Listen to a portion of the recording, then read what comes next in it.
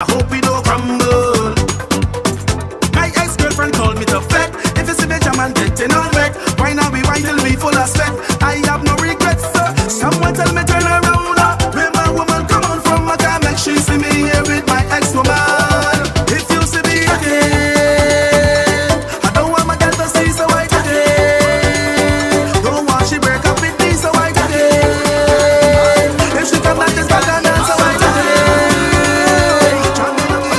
It's you I want to be jamming on, you I want to be whining with you, I want to be flexing in the festival, baby. Nationwide 90 FM, continuing the tradition of fair, fearless, and factual reporting. You're listening to Nationwide 90 FM. The time is 5 o'clock. Reporting live from our news center, it's Nationwide Newsroom at 5. Good afternoon, I'm Andrew Cannon. Coming up in Nationwide at 5 for this afternoon, Saturday, April 20, 2024. Over 20 persons have been detained as the police are on high alert following today's protests in support of reputed Klansman gang enforcer Sheldon Walters, otherwise known as Termite, who was killed by the police on Friday during an alleged altercation. Minister of State in the Ministry of Foreign Affairs and Foreign Trade, Alonda Terrelong, encourages Jamaicans in the diaspora not to let a loud minority shape their views on the country. Philip Powell calls on the government to revert leadership of the sessional committees of Parliament to the opposition MPs. In the region, Antigua's information minister says the decision to increase the salaries and duty allowances payable to members of Parliament is entirely justified. While on the international scene, after months of delay, the U.S. House of Representatives approved $61 billion in new aid to Ukraine by a comfortable margin. While in sports, sprinter Akeem Blake was the only Jamaican to medal at the Xiamen Wonder Diamond League today in China. I'll have the news in detail after this break.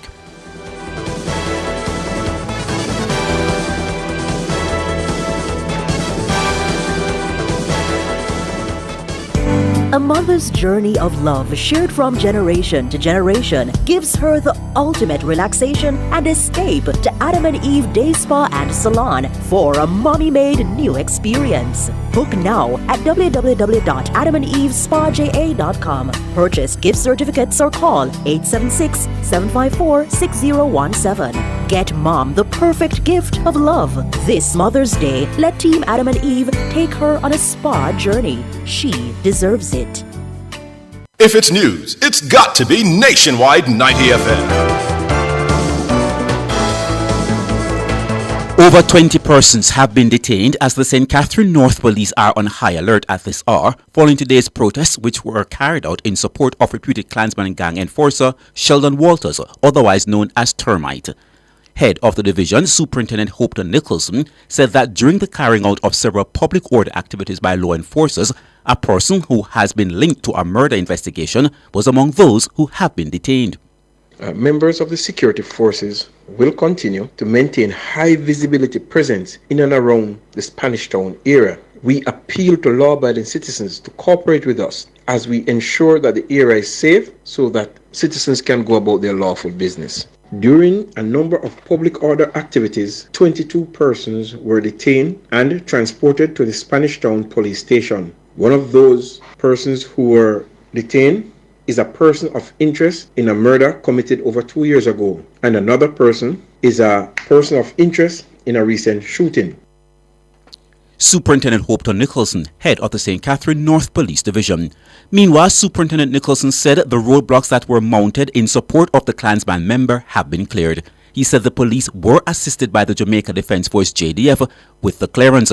The National Solid Waste Management Authority NSWMA and the Jamaica Fire Brigade also assisted in the removal of a wide assortment of items that blocked the roadways. Walters was reportedly killed in the Top Banks community in Spanish Town on Friday evening during an altercation with the police. The area is considered to be among his strongholds. He reportedly has a long criminal history stretching over a decade. During the Klansman trials, a police investigator named Walters as a top lieutenant in the Klansman gang while giving evidence in court. Meanwhile, Walters himself was dragged before the court in 2016 to answer to gun and ammunition charges.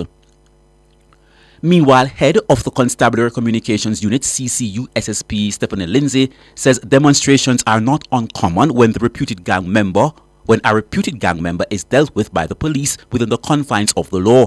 She also said that some residents are forced to demonstrate in support of reputed gangsters, and failure to do so could result in dire consequences.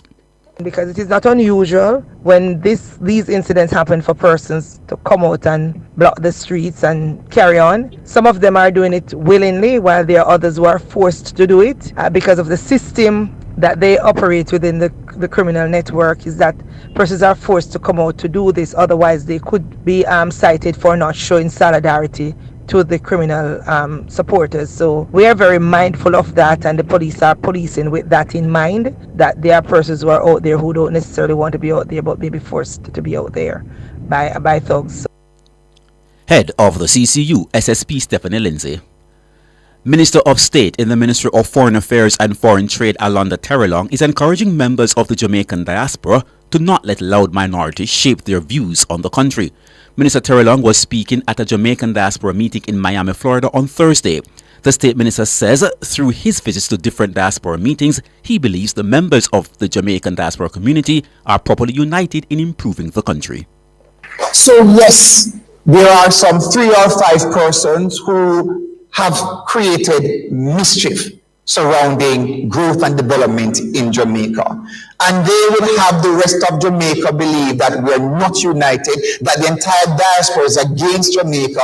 And I stand here to indicate to you all that in all my travels across the world, meeting every single one of you, our extended family members, you have all indicated we are united to uplift and build a better Jamaica, and we will not allow 3 or 5 persons to speak for 3 million.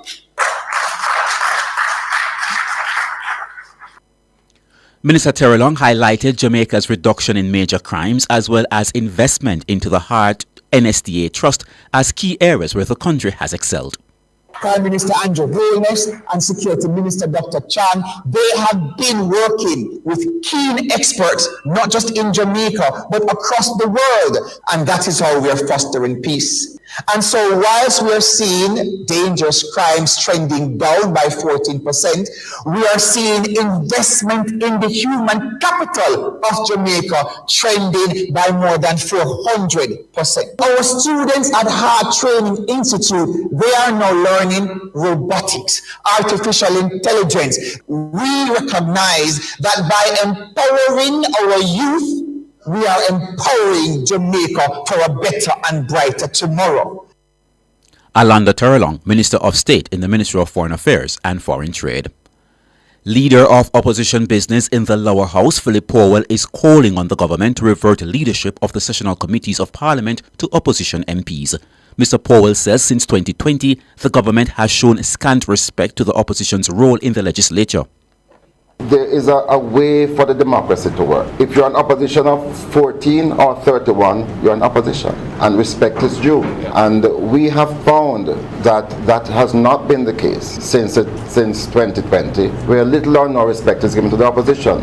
In fact, the government has removed our oversight position in relation to most of the committees, and we're again calling on the government to replace the chairmanship of these committees with the opposition. There is a role for the leader of the opposition, and the court was unequivocal in that regard today.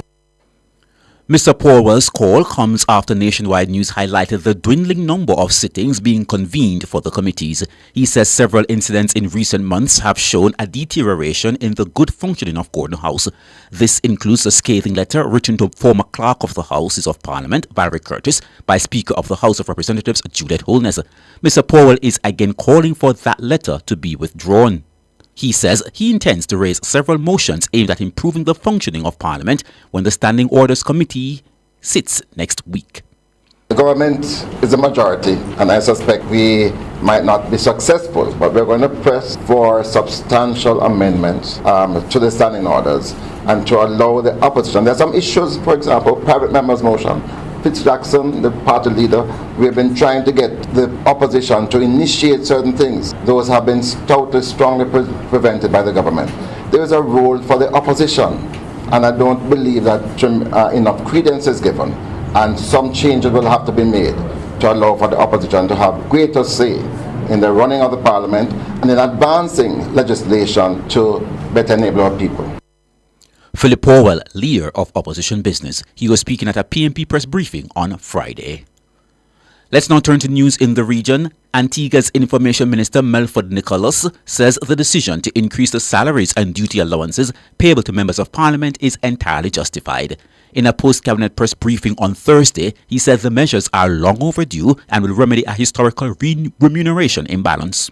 If you look at it from another standpoint in terms of the responsibility that ministers of government have, and if you look at the hierarchical structure in all of the ministries where the minister is at the helm, even where there are statutory bodies reporting into the ministry, and when you consider that the emolument package of ministers fall way below, sometimes by as much as 200% of persons who are working in some of those organizations, it does tell a tale as to how inverted and perverted the emolument packages for members of the Crown who are serving as ministers have had to undertake. While the Information Minister conceded that there should have been a more structured increase, he noted that increasing parliamentary salaries will always be controversial, referencing discussions held between several Caribbean heads of state, including the Jamaican, Trinidadian, and Bajan prime ministers.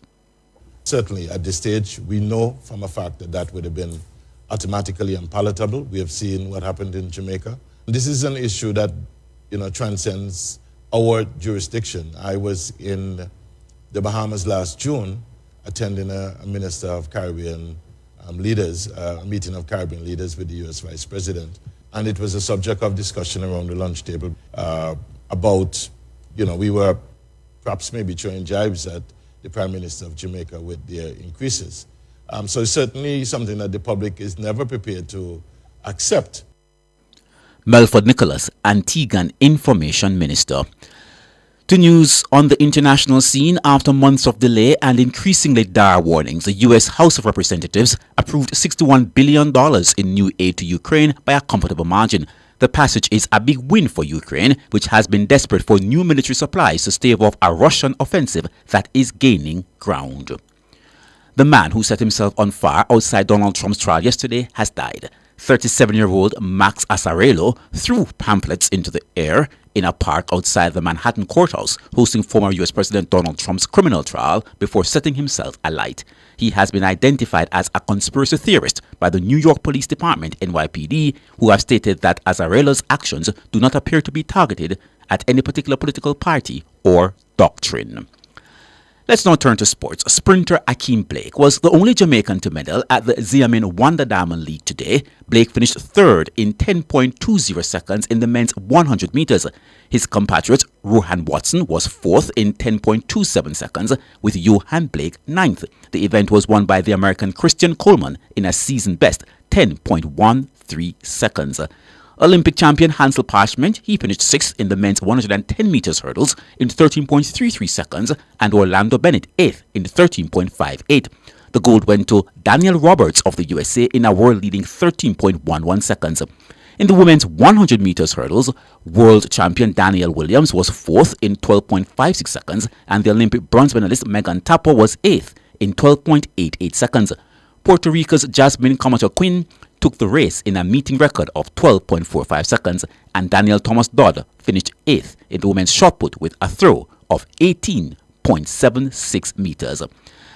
Title holders Manchester City beat Chelsea 1-0 with a late Bernardo Silva goal to reach the FA Cup final after an intense end-to-end Wembley semi-final today. Silva scored in the 84th minute. Doku, De Bruyne, and Bernardo Silva. Manchester City have found a way amidst lethargy and sluggishness. 7 minutes to play in the semi-final as they hit the front. Meanwhile, Coventry City, they will seek to revive their spirit of the 1987 match as they will try to pull off a shock and beat Manchester United in semi-final 2 at Wembley on Sunday. Can they do it? Only time will tell. The Midlands club won the cup for the only time in their history that year, upsetting Tottenham in a thrilling final. And now for a recap of the top stories making nationwide at 5. Over 20 persons have been detained as the police are on high alert following today's protests in support of reputed Klansman enforcer Sheldon Walters, otherwise known as Termite. He was killed by the police on Friday during an alleged altercation. Minister of State in the Ministry of Foreign Affairs and Foreign Trade, Alanda Terrelong, encourages the Jamaican diaspora not to let a loud minority shape their views on the country. Philip Powell calls on the government to revert leadership of the sessional committees of Parliament to the opposition MPs. I'm Andrew Cannon. You can find the news on our website at nationwideradiojm.com and on the Nationwide app available on Google Play and the App Store. News is next 9 tomorrow morning, but stay tuned because Alric Swaby is waiting in the wings for Sports Nation Live.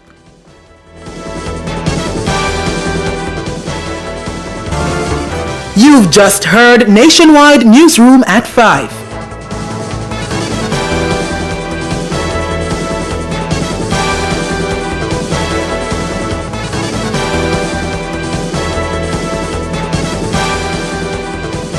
Variety is the spice of life. That's not just true for entertainment, it's true for investing too. While stocks, bonds, and cash are effective, there are other credible investment options out there. These are alternative investments, ranging from digital options like cryptocurrencies to old school investments like gold, real estate, and private equity. You can invest on your own or via a fund with a curated portfolio of investment options.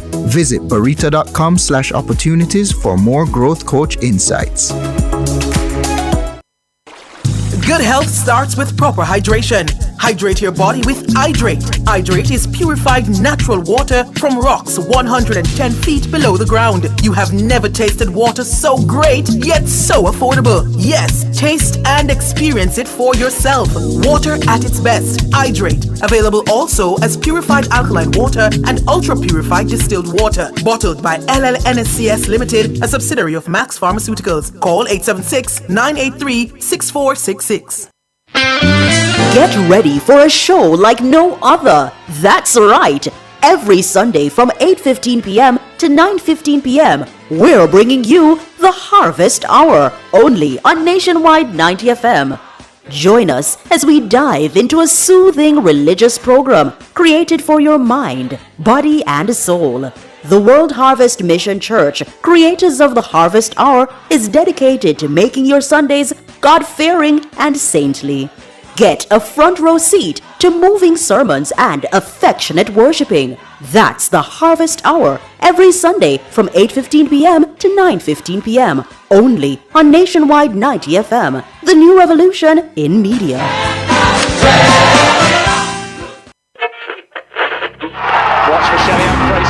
I stay locked to the Olympics because, of course, I'm Jamaican. What you mean? Me, I have to tune into the Olympics, man. Because I'm always busy, but what? I have to know when Sherika Jackson beat Shakari. Brother, I have to have every notification for the Olympics. I want to hear every run. Now Sherika Jackson coming every jump. Oh, that is absolutely huge of Wade Pinkham. Every fling, live. So, take us then. Nothing can miss me. We're always on the move. So while we're driving, run, Elaine, run. Jogging. Yes. Run, Watson, win again. Watson is now a world champion. Or even at work. Quick, the race has started. We can't miss a beat because we keep it locked to the only station for the Paris Olympics. Nationwide. Nationwide. Nationwide. Nationwide. 90 FM. Nationwide 90.1, 90.3, 90.5, 90.7 and 90.9 and on YouTube at Nationwide 90 FM Live. Nationwide, the new revolution in media. Come into the parlor, there's a welcome there for you. Welcome to the Mayor's Parlor with Desmond McKenzie. From 1 to 6 p.m. every Sunday, you'll now get more of your favorite vintage music. Put your head on my shoulder. Nationwide 90 FM will transform your Sunday into a musical time. Your memory and make you smile. Put your sweet lips a little closer to the phone. Sit back, relax, and enjoy the best in vintage music. Come into the Mayor's Parlor every Sunday between 1 and 6 p.m. here on Nationwide 90 FM, a revolution in media. Those oldies but goodies reminds me of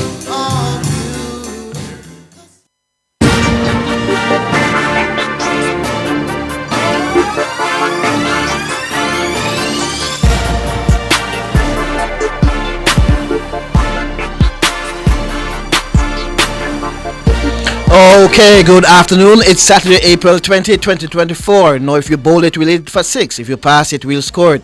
Give us a pool, we'll dive in. And as fast as the starter's gone fires, we're at that finish line. I'm Alric Strewy. This is Sportsnation Live on Nationwide 90 FM, nationwideradiojm.com, and Flow Channel 916. You can also tune in to our program live on our YouTube channel, Nationwide 90 FM. And remember to like, subscribe, and share our content. Coming up, we have another packed and exciting show lineup for you. We'll be talking cricket, football, and much more.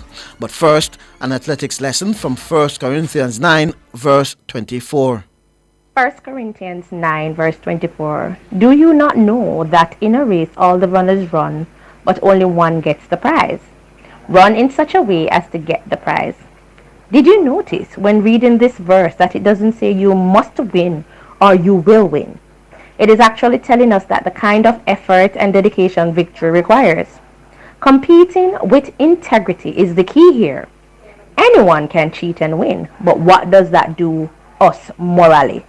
It's not about winning at all costs or abandoning your values to do anything it takes to win. This is telling us we need to perform at our absolute best and have the self-discipline to compete in a focused, well-practiced, and strategic manner. If we do that, we will perform in such a way that will be nearly impossible to beat. Will we get beat sometimes? Absolutely. However, in performing with honor, we can feel victorious even in a loss. Okay, so that was our athletics lesson from 1 Corinthians 9, verse 24. Now, in our feature, you just had to be there. We relive Jamaican men 4x100 meters relay team set a new world record of 36.84 seconds to win gold at the London 2012 Games.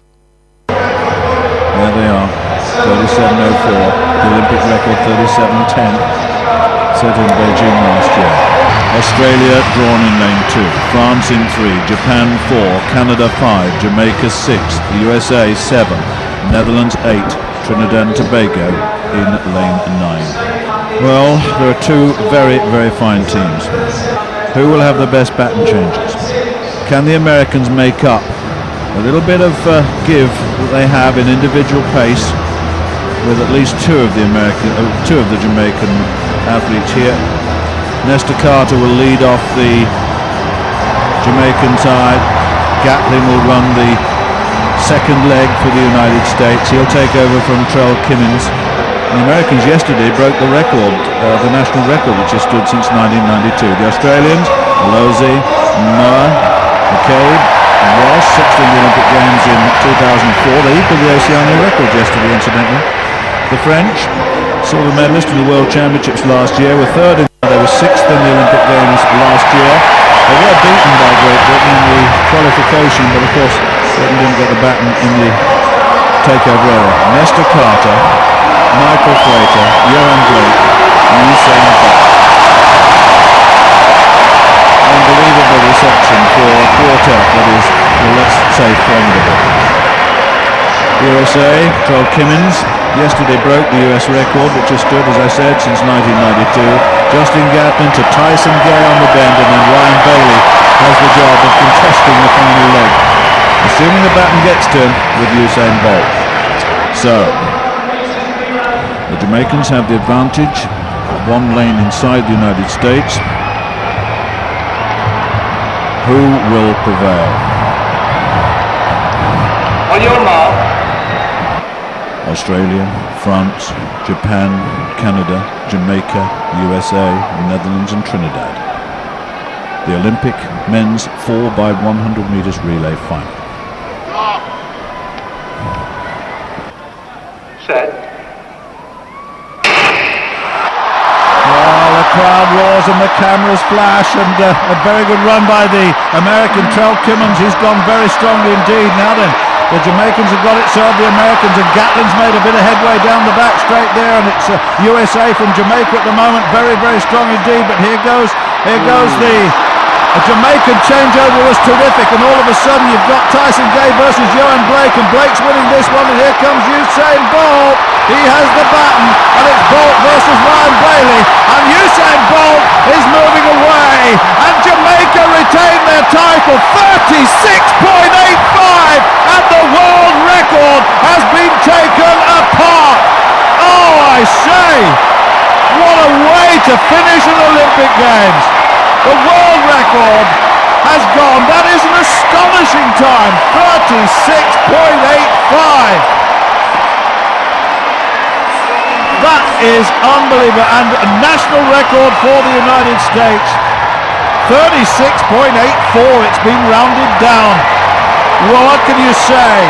Nesta Carter, Michael Frater, Johan Blake, Usain Bolt, for the second Olympic Games running, smash the world record. They've also smashed the record that they set in Daegu last year. To go sub 37 seconds is incredible. That was an absolutely sensational performance, and at this stage I have to say that I do not know who came third.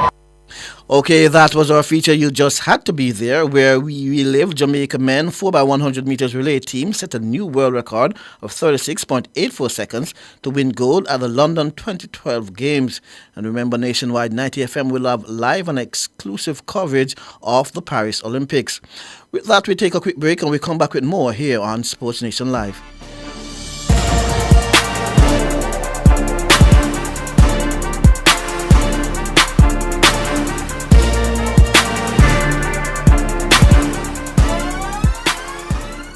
Come into the parlor, there's a welcome there for you. Welcome to the Mayor's Parlor with Desmond McKenzie. From 1 to 6 p.m. every Sunday, you'll now get more of your favorite vintage music. Put your head on my shoulder. Nationwide 90 FM will transform your Sunday into a musical time machine that will take you way back. Come, I've got the music to jog your memory and make you smile. Put your sweet lips a little closer to the phone. Sit back, relax, and enjoy the best in vintage music. Come into the Mayor's Parlor every Sunday between 1 and 6 p.m. here on Nationwide 90 FM, a revolution in media. Those oldies but goodies reminds me of you. The Olympic Games 2024 live from Paris in France, exclusively on Nationwide 90 FM. The Jamaican star shines bright once again. Live here halfway through an Olympic final.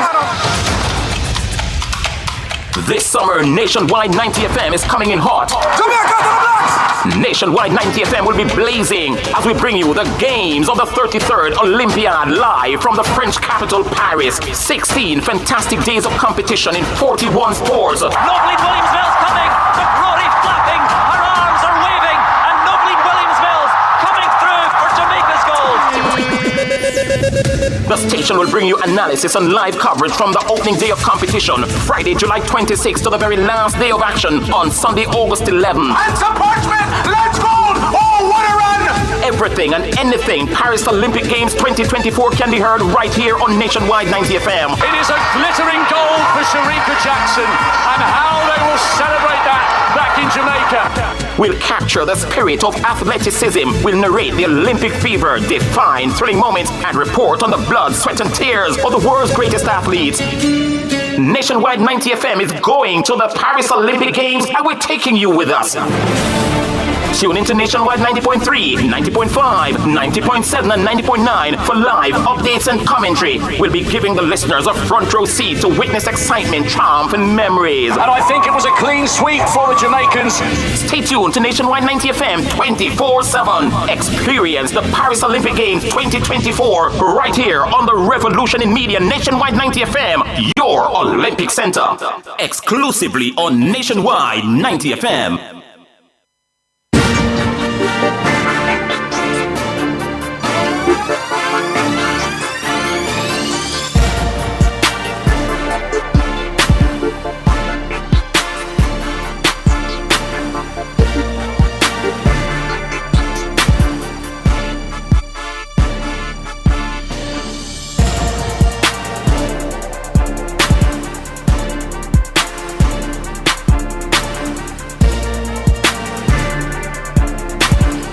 Okay, good afternoon and welcome back to Sports Nation Live. I am Alric Swibby. With me is Junior Technical Operator / my production assistant, Jermaine King. And we go over to the Jamaica College for Velocity Fest 14 with Wayne Walker. Wayne, good afternoon. Good afternoon to you, Alec. Thank you so much. Well, it's actually Velocity Fest 15, and we're here at the Ashland Stadium. Of course, the event was scheduled initially for the National Stadium, but of course, you also know that there's a massive concert at the stadium from in the sun. In fact, I got caught in the traffic just now on my way here because I thought it was at the stadium, so I went there, and only when I got there, I realized that it couldn't be Velocity Fest that pulled this kind of crowd. It was a massive crowd, so I knew it wasn't going to be there. So I'm here now at the Ashland Stadium, and we're looking at one or two of the heats in the men's 100 meters. Of course, the finals, the A and B finals, are going to be scheduled a little later on tonight. In fact, Taekwondo Tracy, the former national champion, did 10.41, still the fastest time.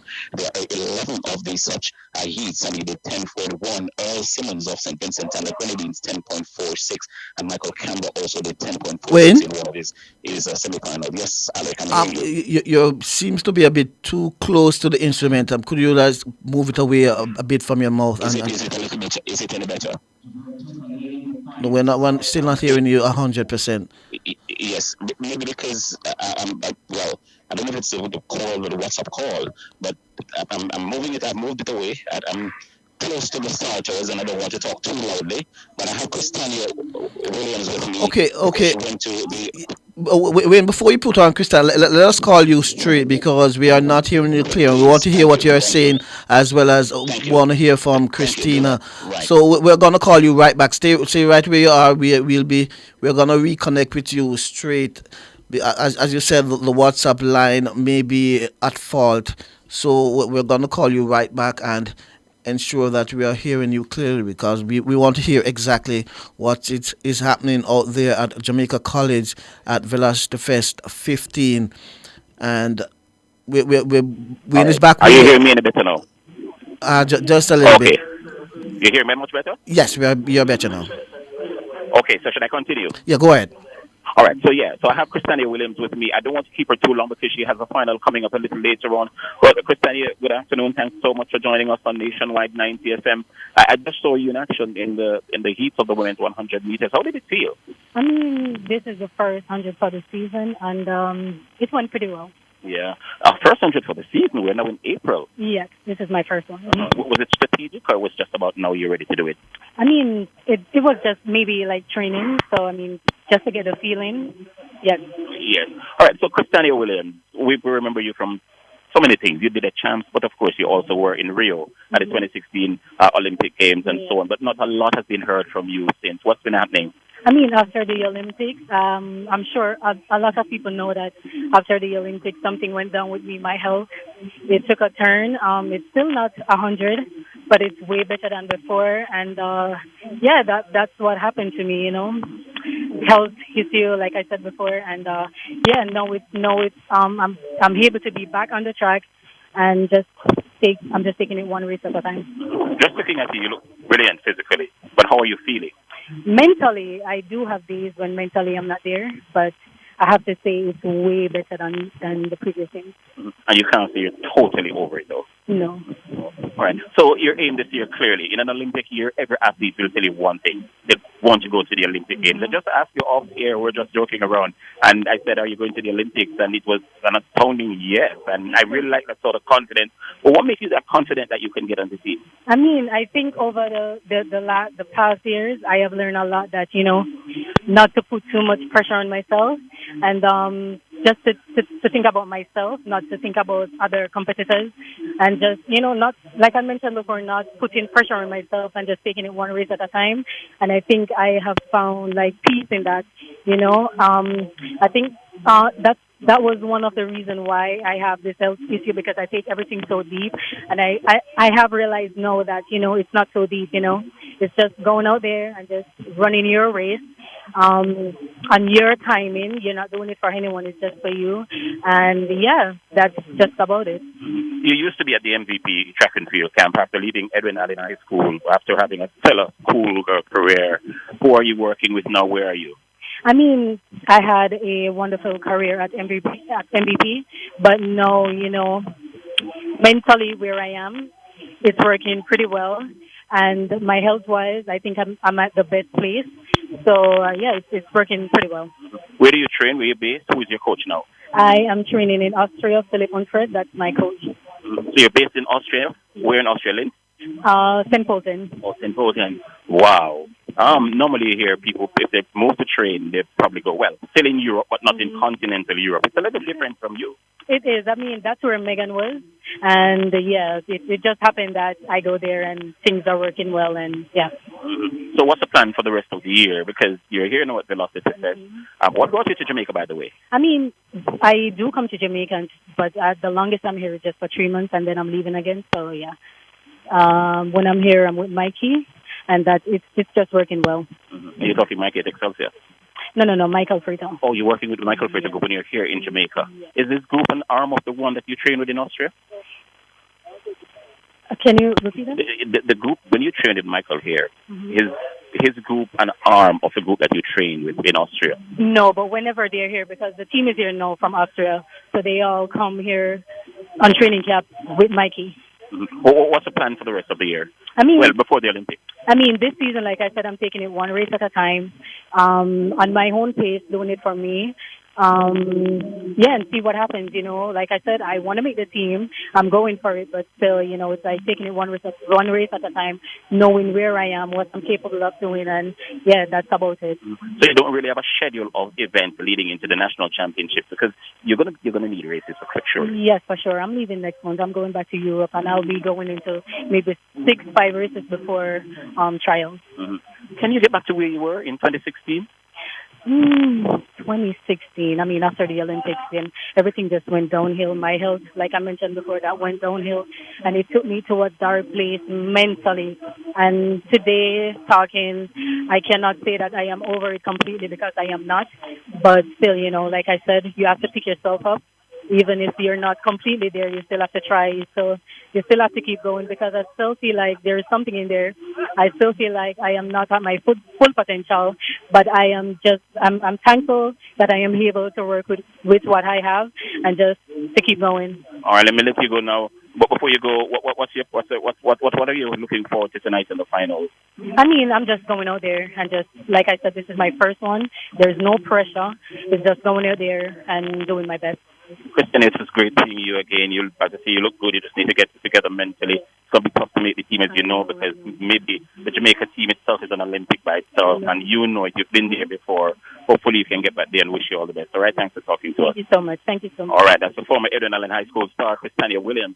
As she said, she's based in Austria at the minute, and the training there, looking to get back to those heady heights of 2016 when she got to the Olympic final and looked set to take off. As she mentioned, she had an issue that was played out in the public. I'm sure she wasn't happy about it, but as she said, she's trying to get over it and trying to get back to some semblance of what she was, especially in 2016 when she reached the Olympic final. Really, really talented individual, and we're looking forward to seeing her tonight in the final. Look, I'm going to head it back to you, because the heats of the men's 100 meters are continuing. I'm close to the starter, and my voice is triggering the computer, so I'm going to head it back to you.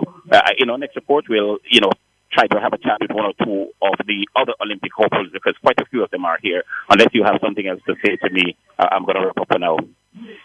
Okay, Wayne, thanks much, and we look forward to speaking with you when we rejoin you later. Okay, with that, we take a quick break, and we'll come back with more here on Sportsnation Live.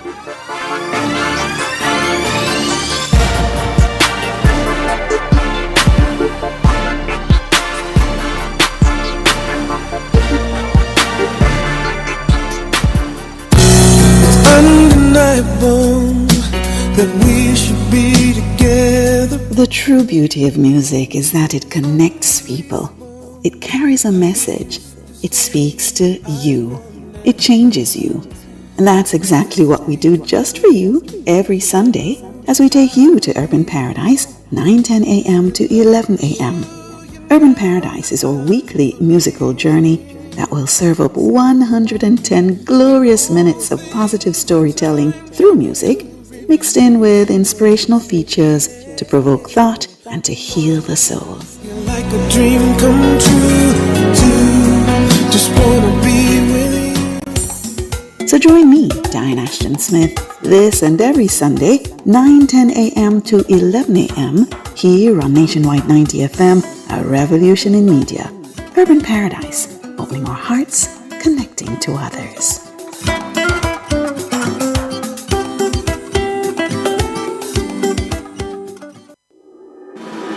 On my mind this morning. On my mind this morning. On my mind this morning.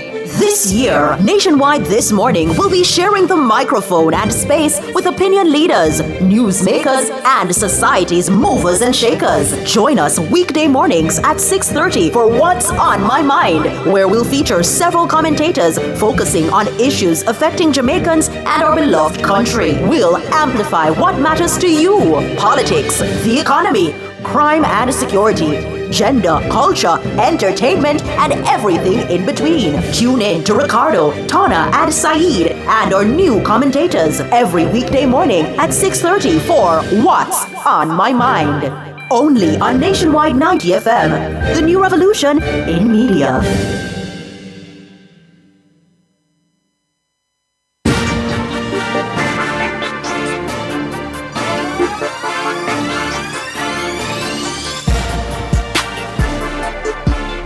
Okay, good afternoon and welcome back to Sportsnation Live. I'm Alric Swibby. With me is my junior technical operator / production assistant on the other side of the glass, Jermaine King.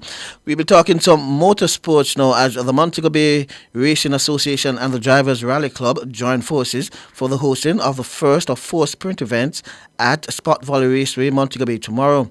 To tell us more is a member of the organizing committee, Mark Anthony March. Mark Anthony, good afternoon and welcome to the show. Good afternoon, Alec. How are you doing this afternoon? I'm good. And yourself? Good. Just on it busy. We just left the racetrack. Okay. To ensure everything is in tip-top shape. Right. So with that, let us jump right in. Tell us, like you said, you just left the racetrack. What's preparation like? How are things ready for the big day come tomorrow? Everything is perfect, actually. The sponsors are taking their time to come in to set up their space. We have 1 and 2 spectators who have come ahead to set up their spot for themselves, put their tent up and get their spot ready. But as far as the facility is going, everything is perfect. It's cut, it's prepped. The surface is amazing. It's going to be an amazing day of driving for our drivers. Right. And speaking of amazing day, this sprint event, not a lot of persons may be familiar with it. Just describe what this race is all about. All right. So what a sprint is, it's essentially a loop. So think about the part where you start. You're going to go beyond that start point. You're going to make a lap, and you'll come back and finish at that spot after 2 laps. Right, and the course itself, it has a very fast corners, very long straights, very tight areas, hairpins. So like person someone is drifting, you'll see a lot of the cars doing something similar to drifting, but it's all dirt. So it's going to be amazing. You're going to have the smell of the race fuel. You're going to have access to the pit area. So unlike most races in Jamaica where you have to pay separate to go to the pits, the drivers, we have that being a part of the whole environment where you can walk beside the cars, you can talk to the driver. It's more of a family fun day. So you bring the kids out. It's a really interesting environment. Right. A lot of persons are familiar with Dover and Vernon Field. Yes. Not a lot of persons may know that there is a raceway out by Spot Valley there in Montego Bay. Tell us a bit more about this. All right. So Spot Valley Raceway has been active. We've been open for more than 20 years. However, we took a long hiatus, actually close to about 12 years of inactivity. However, last year, November 5th, we decided to reopen in honor of one of the stalwarts of motorsports. We did the Colin Chambers Memorial Sprint. He's one of the persons who was the brainchild behind that track. Right. So what we did as the MRE, we went ahead and leased the facility for 3 years. So we're intending to do 3 years of other events. And this is literally in hopes of rebuilding rally sport, as it was a sport considered to be on the verge of death. So we are trying our best to bring it back. So with this event, actually, we've partnered with the Drivers Rally Club, of Kingston, DRC, and we're coming together to make this event happen, with all of the intentions being that to bring rally sport back to its former glory. Right, and in bringing the sport to its former glory, you have to have good drivers and good vehicle. Who are some other drivers that patrons can come out to see and enjoy compete? All right. Well, one of our main drivers that we'll be having, like one of our the driver who most people will be looking forward to is Fraser McConnell, who has actually gone overseas and done very well for Jamaica. This is going to be his first local event in years, so a lot of persons are looking forward to that. But not because he's an overseas driver means it's going to be easy. We have Rainer King who will be racing. We have Brandon King. We have Maurice Whittingham, Marvin Portius. We have a plethora of drivers. Bobby Marshall is coming in from Kingston. We have Peter Jagan. We have a lot of drivers who are coming in to try to prove their point on the dirt. And just to have fun. And that's what racing is at the end of the day, you know? So it's supposed to be something fun. Right, and like I said, Fraser will be the main draw. So I'm sure a lot of the drivers will be preparing and trying to take him down. I mean, some good friendly rivalry. What are you hearing from some of these drivers as they prepare to go up against Fraser? Well, really and truly, they don't see themselves going up against Fraser. It's just them going out to have fun. And because really and truly, the racing that Fraser is doing overseas varies a little bit different than what we're doing. So really and truly, the drivers is going on there to have as much fun as possible. And then it would be good to say, yeah, we beat an international driver. Right.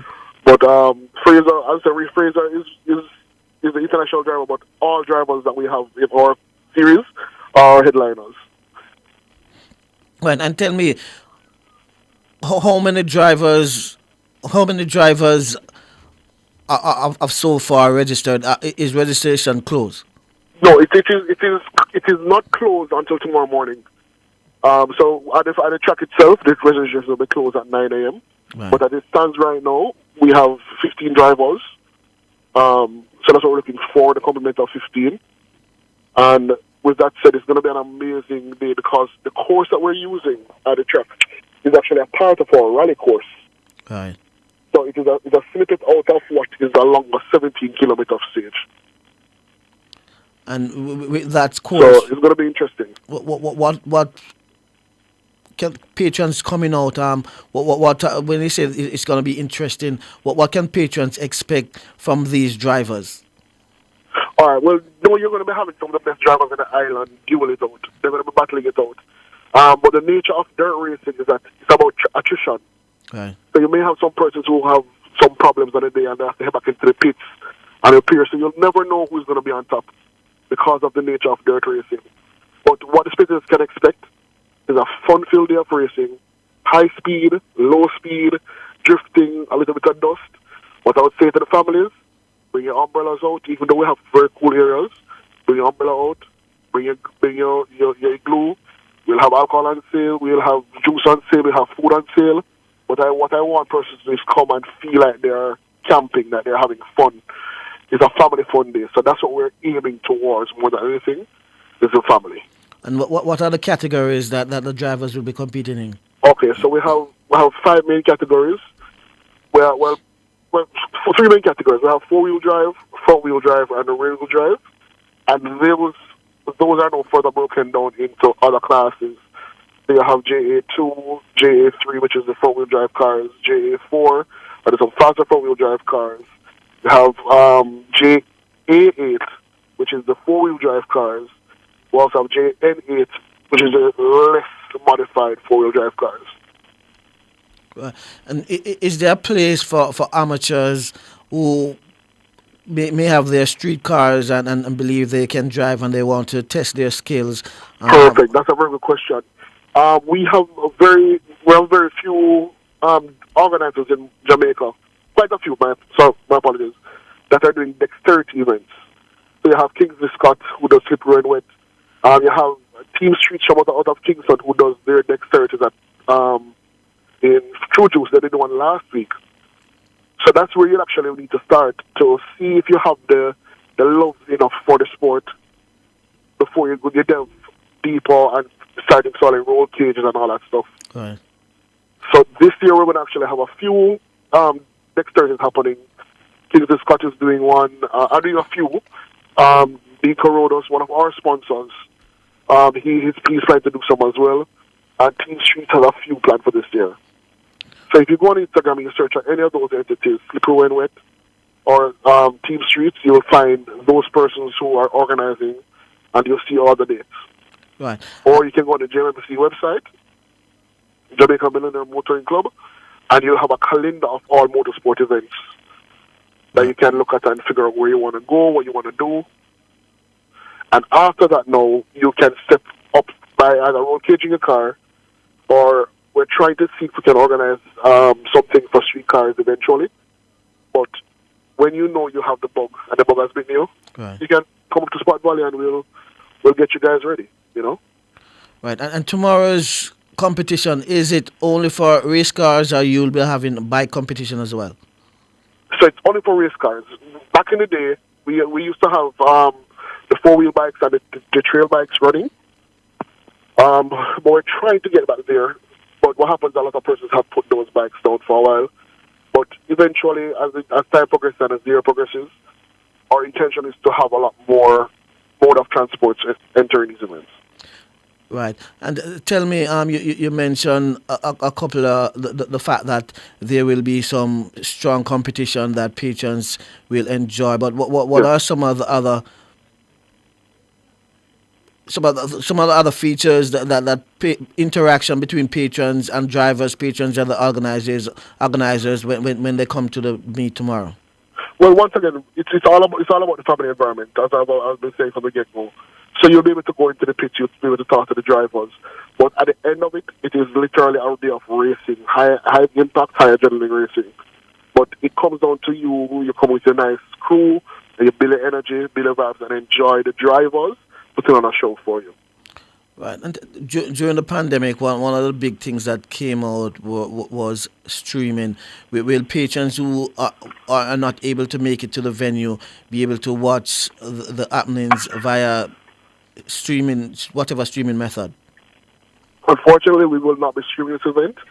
However, we have quite a few social media persons who will be coming, who will be doing their post-event videos.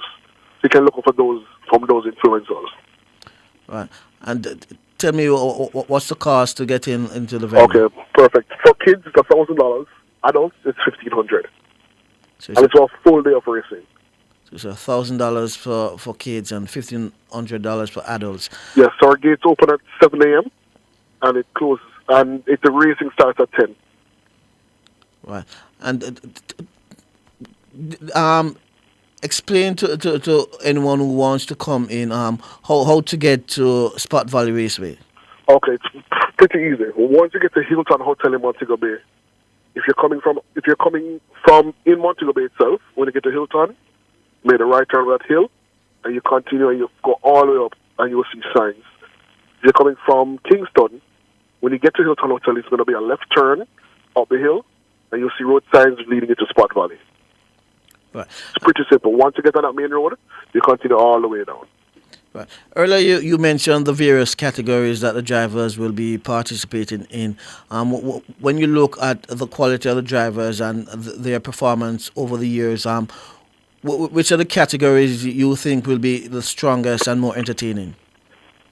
Well, the fastest cars are the JA8 cars and the JN8s. Those are four-wheel drive, turbocharged. So that's like your Mitsubishi Evolutions and your Subarus. So those will be more interesting to watch because they'll be fast off the line, they'll be fastest to the corners. But we tend to see a lot more competition happening between the slower cars because it takes a lot to drive a slow car fast. So you're going to see those guys with the smaller cars trying their hardest, and there's a section of the track that comes down. You're going down to about 6th gear. So it's really fast. It's really fun. So you're going to see those cars. You're going to see the cars out there trying, the drivers battling each other. It's going to be amazing, man.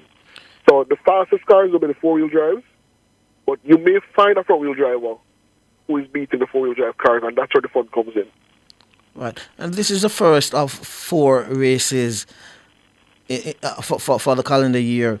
Tell me, how does the point system? Is it you win whatever you win carry over, or you Yes, so the whatever you points will win? be carried over until the end of the year when we present you with the end of year trophy. So each event will have its own trophy, its own point standing. So even if you choose not to enter the next, you'll still get your points to this trophy. So after this event, you'll get your trophy. And you can look back at it and say, okay, I won that MRA DRC sprint number 1. Right, and break down the point system and how person win points. So the point system comes down to the amount of cars that are in each class. So it comes down from 25, 23, 2020.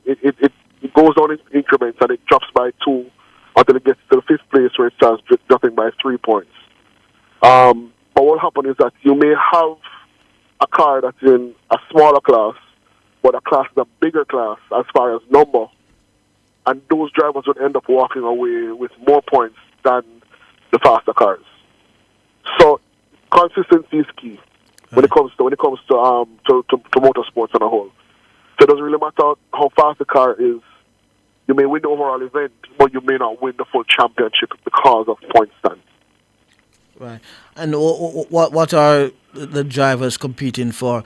I mean, for each leg you will get a trophy, but if you should win the overall thing, what's up for you? Oh, well, we're in the process of finalizing what the drivers will have at the end of the year. But we want it to be something tangible rather than in the past where it's just a trophy and that's it. So we're actually working on something better for the drivers for this year. Right, and I mean, to put on any event, it takes a lot of support. Just let me give you this time to thank those who have been partnering with you to make this event possible. Yes, I would love to give a shout out to our sponsors. Any Concept Solutions, they came on board without questioning it.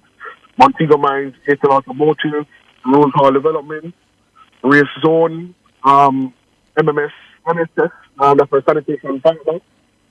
They're doing some great stuff for us. KFC, True Shake, Boy, 24 Car Beer, Automotive Art, Stewart, Automotive Group, Rumberry Black and Rumberry Gold. We have True Juice on board as well.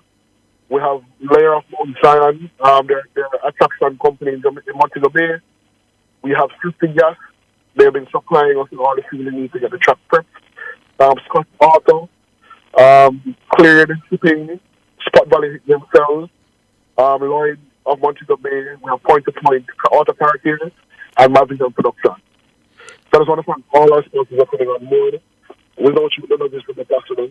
And without the patrons coming out, this would be pointless as well. So I want to thank the patrons who have shown interest thus far, and we're looking forward to a great year for ourselves. Okay, and speaking of patrons coming out, is it that you can get your ticket online or you have to purchase at the gate? Purchase at the gate. We were not doing online sales for this event, but it's all being purchased at the gate. But you don't have to worry. We have a decent system. When you come in, you'll just start filtering in pretty smoothly. Okay, Mark Anthony, thanks much for stopping by and speaking with us. We wish you and your event all the best. Thank you. It's a pleasure. And I'm looking forward to see you guys at the track, So just give me a call in the morning, and I'll ensure that, something is at the gate for you. Okay, we'll make every effort. We can't promise you anything, but we'll make every effort. No problem. But we'll let you know how the race went, though. Most definitely. Okay. All right, thank you so much. Have a good one. Okay, that was Mark Anthony March, organizer of the MBR DRC sprint event at Sport Valley Raceway in Montego Bay tomorrow. We take a break and we come back with more on Sportsnation Live.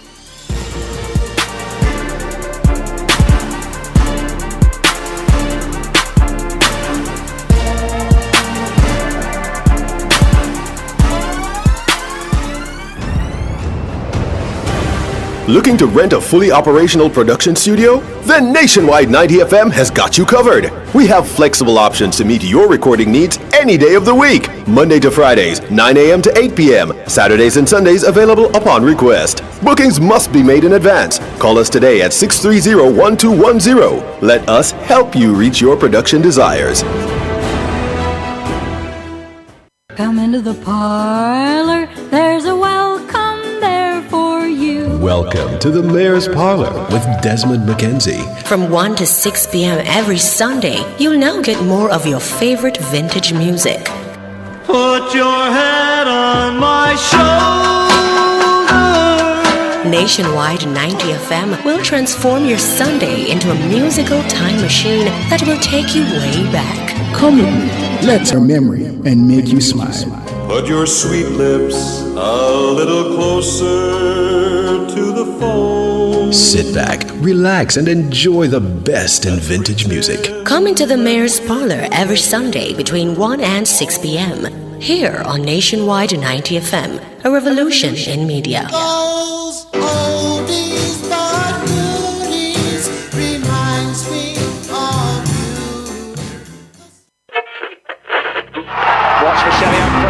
I stay locked to the Olympics because, of course, I'm Jamaican. What you mean? Me, I have to tune into the Olympics, man. Because I'm always busy, but what? I have to know when Sherika Jackson beat Shakari. Brother, I have to have every notification for the Olympics. I want to hear every run. Now Sherika Jackson coming every jump. Oh, that is absolutely huge of Wade Pinkham. Every fling, live. So, take us then. Nothing can miss me. We're always on the move. So while we're driving, run, Elaine, run. Jogging. Yes. Run, Watson. Win again. Watson is now a world champion. Or even at work. Quick, the race has started. We can't miss a beat because we keep it locked to the only station for the Paris Olympics. Nationwide. Nationwide. Nationwide. Nationwide. 90 FM. Nationwide 90.1, 90.3, 90.5, 90.7 and 90.9 and on YouTube at Nationwide 90 FM Live. Nationwide, the new revolution in media.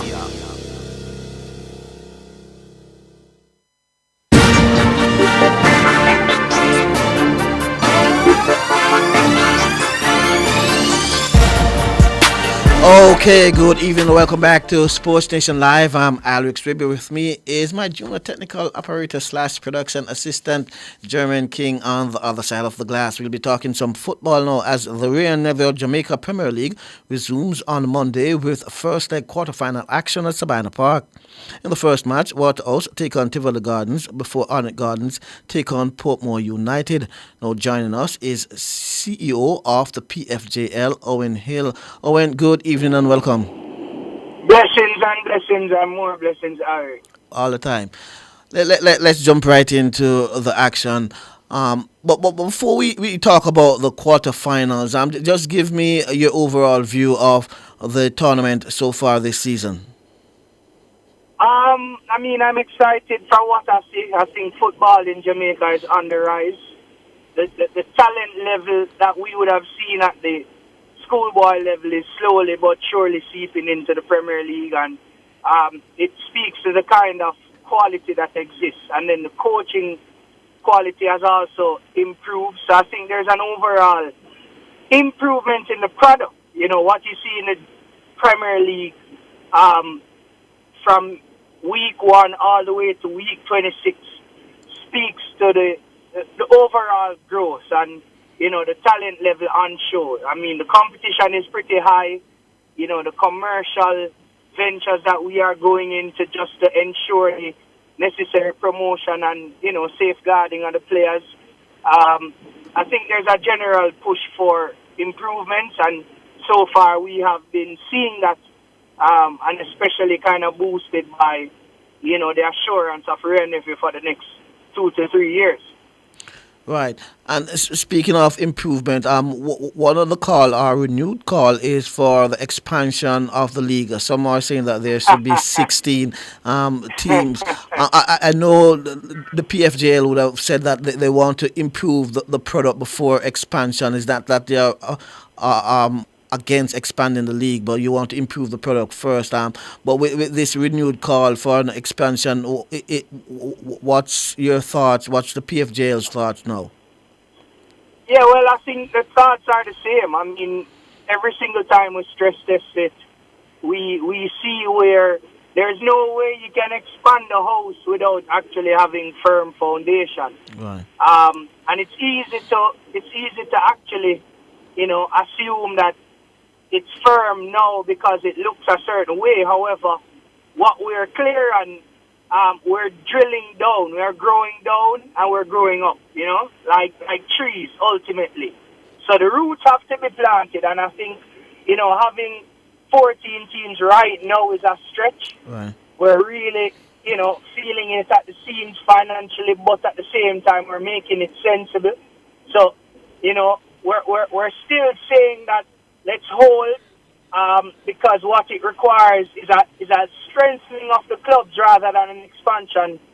Before, if you have more clubs that are not strong, then you have a watered down product, and we don't want that.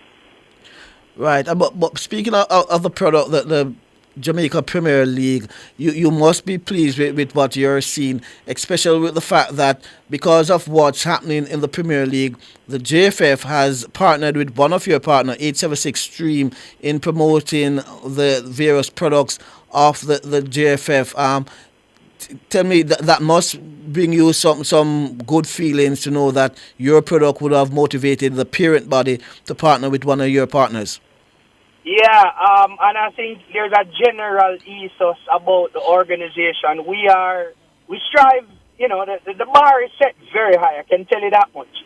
I can't speak to what happens at the JFF level, but I can tell you at the PFJ level, the directors are pretty much sharks in their own right. So no missteps can be made, and we consistently push it. And, yes, it is a sense of validation knowing that what we're doing is actually paving the way for others, and it's no different. The media partners, anybody who we try to associate ourselves with, and what we do, we're looking to improve the space and add value. And we saw that in the co-sign of the JFF with the 876 Stream team. Right, and speaking. Last season and even the season before that, when we spoke, you would have been happy about the quality of the promotion of the Premier League, as well as the visibility in terms of not only in Jamaica but outside of Jamaica. How much has that improved? Well, I can tell you significantly. I'd probably say 10x. Wow. I mean, when you look at the kinds of messages that we're getting in our inboxes from all over the world, wanting to see the players, wanting to, be a part of their overall growth and development, wanting to partner with the organizations because they see that, growth is occurring. It says volumes, and I think, we can only credit the clubs, the players, the overall ecosystem that we're trying to build. And we keep saying ecosystem because every single time we look at it, for professional football to grow, it needs a number of stakeholders to be growing individually. So what you're seeing now is really a sum total of all the other stakeholders growing because they understand what is at stake. Being able to play in CONCACAF would have exposed many teams just to what it is at that level, and then you want to ensure that you replicate that at the local level. Similarly with the referee groups, when they operate outside of the space, they are called to higher standards. So by extension, they tend to bring that back locally. And, that's just the overall ecosystem, I'm telling you. So we are happy where we are, but we also know that we have set our sights really higher than where we currently are. So by no means are we resting and saying, yes, we have reached. We're pretty much on the journey and we're making strides towards getting to those kinds of targets. Can you share with us a testimony of a player or club who will have benefited from this added exposure from playing in the Premier League? Yeah, for sure. I mean, Trevante Stewart is one that comes to mind readily. Krista J. Daly, all of the players ultimately that last season would have not continued in the Premier League because they have transitioned. For this season, we definitely have people lined up at our doorsteps checking to see, who are the next hot prospects. Right. And I'm suspecting that right after the season, you may very well see a couple of moves in quick succession, which would have emanated from the Premier League. Well, just a while ago when you say you, I thought you were going to say I am going to get a contract or something like that. But Boy, I tell you, I hope. I wish I could, but, at the end of the day, what it says is that we're growing. And I jokingly say, though, Eric, but if you think about it, we had a coach. We had a coach in our league. Everybody knows him. He's a former national player, standout player at the youth level, senior level, etc. But he went into coaching, and that's Alex Thomas we were talking about. right. He was at Mullines United. They were struggling a little bit in the first part of the season. The coach and the club decided to, separate ways. And Coach Alex Thomas right now is in Guyana, pretty much dominating the league. So what it says to you is that we're not only looking to transfer player talent, coaching talent is being transferred, administrative talent is being transferred. Like, when you look at what's happening locally, I can tell you we're pretty much, in a nice little space and we're leading the line. Right, well, let's jump into the quarterfinals of the Premier League. Two big matches coming up: Waterhouse against Tivoli Gardens, Arnett Gardens against Portmore United. Tell me, before we go into the match itself, the venue is Sabina Park. Why a central venue and not, since it's a home and away, not at the club venues?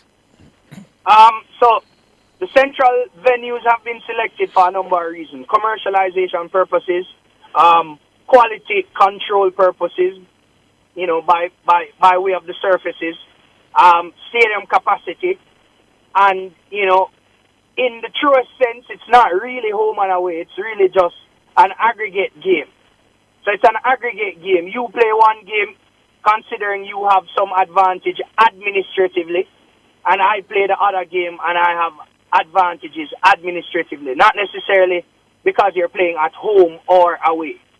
So essentially that's what happened, and Sabina Park would have been, we technically don't have too many neutral venues of a certain caliber. So, Sabina Park was a natural fit. We've seen how it has worked so far. And, we've selected to use Sabina Park for the quarters and the semis. Right. But the final, as we are dubbing it, the super finals, that will definitely be played at the National Stadium. Right. And this quarterfinals coming up on Monday: Waterhouse against Tivoli, Arnett Gardens against Portmore United, four former champions. Tell us, when you look at what they have been doing throughout the preliminary round, going into this quarterfinals, what are you warning patrons to expect and to come out early so that they'll not miss a ball? Yeah, man, as you say, come out early. And why you must come out early? Several reasons. The quality of the teams that are going to be playing, I would say, is the top six. And the talent pool is really the concentration of the best set of talent within our country. So you'll definitely see some good football. The atmosphere is right. And the Ray and Nephew party stand, which is going to be the entire North stand, is going to be buzzing. Ray and Nephew is also incentivizing people who come out early to the game. I can tell you that much. And what you will ensure is that you have a good Monday afternoon enjoying what is considered the best of local football, because not only are you going to be getting one match, you get two matches for the prices of one, essentially. And, it's going to be in a nice atmosphere that facilitates the kind of culture that we talk about, So the quality of the teams are, top-notch. When you have Jerome Waite on one side and Marcel Gale on the other side, when you have two of the top goal scorers in the country going head-to-head, when you have one of the meanest defense, when you have one of the high-scoring teams. I mean, when the statistics by themselves speaks volumes, but I think the rivalry, in part, is probably even greater. When Waterhouse play Tivoli, when Arnett play Portmore, these are just four juggernauts that you really don't want to miss any given Sunday, much less Monday night, in a quarterfinal game. Okay, you want to tell the listeners what time and what's the cost to get in? Yeah, well, all right. We start at 5 o'clock, but gates open from 3. So, essentially, we'll be facilitating those who come early. And then the ticket price is, like I said, $500 for kids who are under 13, and then $1,200 for those adults who come to the venue. So, you have the option of purchasing online as well. www.events/QUAPID.com. So if you don't want to physically come to the location but you want to purchase tickets online, you can do that and you show up and you get access to the venue. But if you really want physical tickets, again, we'll be selling them at the venue. We'll be selling them at JFF, Timber Lounge in Portmore if you're on that side supporting. And then, at the different clubhouses, they will also have tickets on sale. So, again, just a reminder, $500 for kids under 13, $1,200 for adults, and it's a Sabina Park. We start at 5 o'clock, but gates open at 3. I don't think you really want to miss it because it's going to be epic.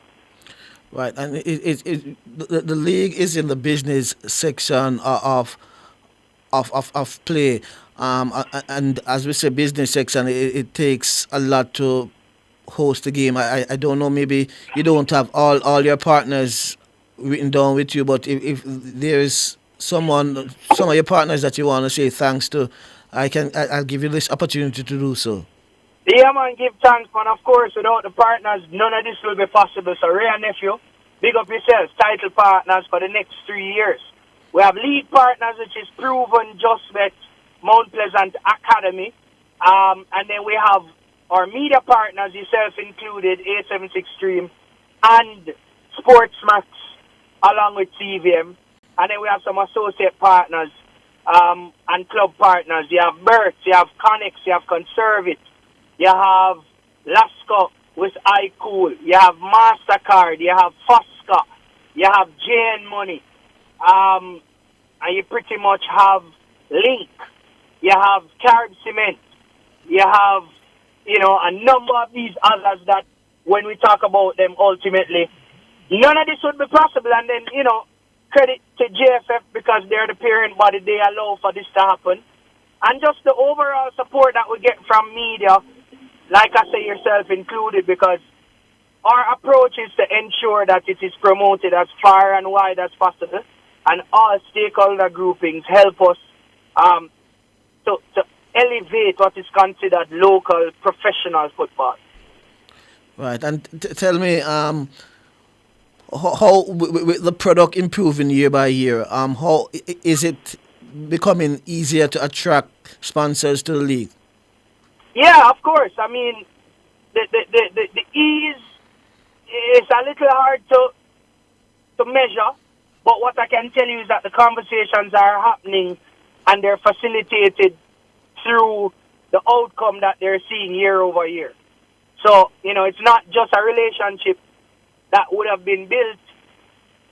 The actual objective metrics are being had, the kind of exposure that you're getting, the kind of brand loyalty that you're seeing, the protection of your own brand, I think, speaks volumes. And I keep saying, I'm not one to come and say, we're pleading on corporate Jamaica to come out and, no, we have a product, we very well know where the gaps are, we know how best we can, facilitate improvements, and we keep doing that. And once we're doing that, people will see it and want to be a part of it. And we welcome anybody who wants to be a part of it, whether it be now or for the future, because, without none of these people, it wouldn't be possible. I can tell you that much. It's difficult to manage, but at the same time, it is beautiful because, this is the best of our local human resources. When it comes on to football, let us protect them and promote it. Right. And speaking of facilitating improvement, I know you haven't sit down with your team to work out all the glitches, but what are some of the areas that you would have seen that you think can be improved? Yeah, as you said, I mean, we continuously stress test it, so it may not be a comprehensive list right now, but we definitely know that there are areas for improvement, and how the clubs manage, how the promotion is done at a local level, the infrastructure. Those are areas that we know will always be requiring some kind of important improvements. But at the same time, we're not trying to grow faster than we really can, and we're not being unrealistic about it. So we're guided by a strategic plan, Alric. We're really guided, and let me tell you, like I said, it is consistently put to the test. So that's really what we're doing, and we're happy that we're seeing good results from it. Okay. And finally, again, let me give you this opportunity to encourage patrons to come out early to the quarterfinals of the Rare Never Jamaica Premier League. Yeah, please do, Jamaica. Come out and support your local boys. And there are different ways you can support local football. You can actually come to the game. You can buy merchandise. Replica jerseys are on sale. You can pretty much, look to invest. But at the same time, please come out and support local football.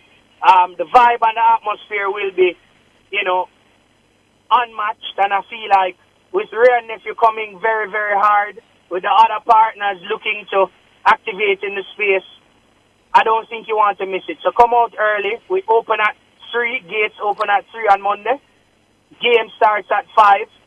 But, ensure that you are there in the space to support local football. And, we'll be more than happy to give you a treat.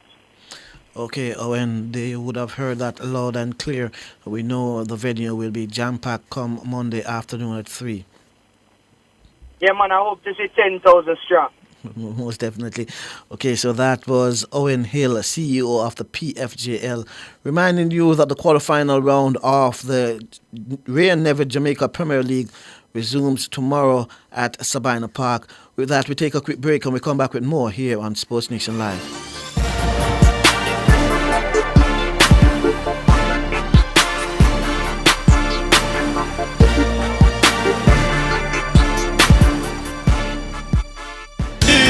Outperform, outlast.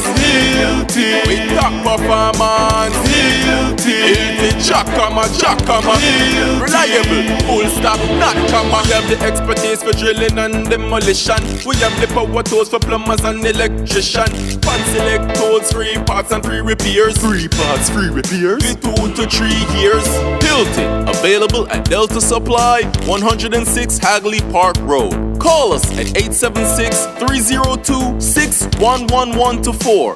Delta Supply. We service what we sell. Come into the parlor. There's a welcome there for you. Welcome to the Mayor's Parlor with Desmond McKenzie. From 1 to 6 p.m. every Sunday, you'll now get more of your favorite vintage music. Put your head on my shoulder. Nationwide 90 FM will transform your Sunday into a musical time machine that will take you way back. Jog your memory and make you smile.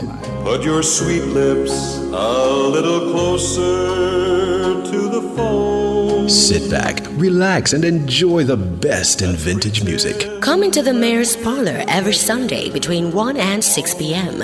here on Nationwide 90 FM, a revolution in media.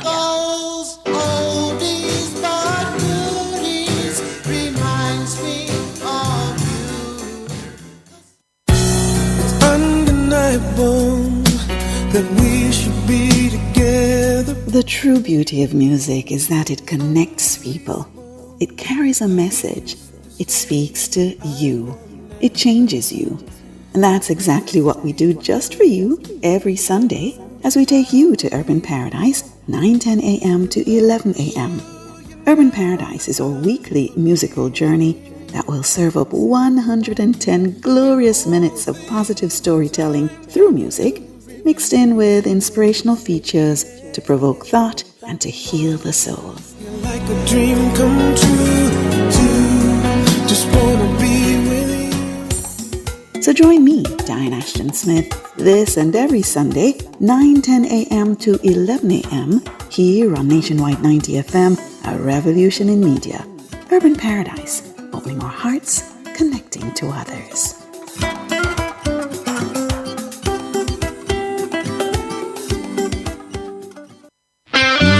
Get ready for a show like no other. That's right. Every Sunday from 8:15 p.m. to 9:15 p.m., we're bringing you the Harvest Hour, only on Nationwide 90 FM. Join us as we dive into a soothing religious program created for your mind, body, and soul. The World Harvest Mission Church, creators of the Harvest Hour, is dedicated to making your Sundays God-fearing and saintly. Get a front row seat to moving sermons and affectionate worshiping.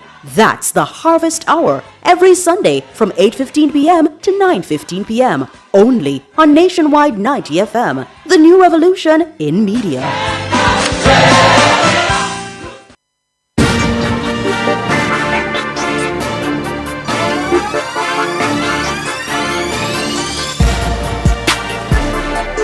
Good evening, welcome back to Sportsnation Live. I'm Alric Swaby. With me is my junior technical operator / production assistant, Jermaine King, and we'll be continuing with football. We'll be talking some English Premier League football.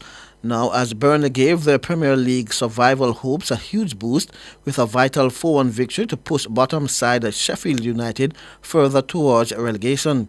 A must-win game for both sides went the way of Vincent Kompany's men as clinical finishing allowed them to move just 3 points off safety, while Chris Wilder's side are now 10 points adrift.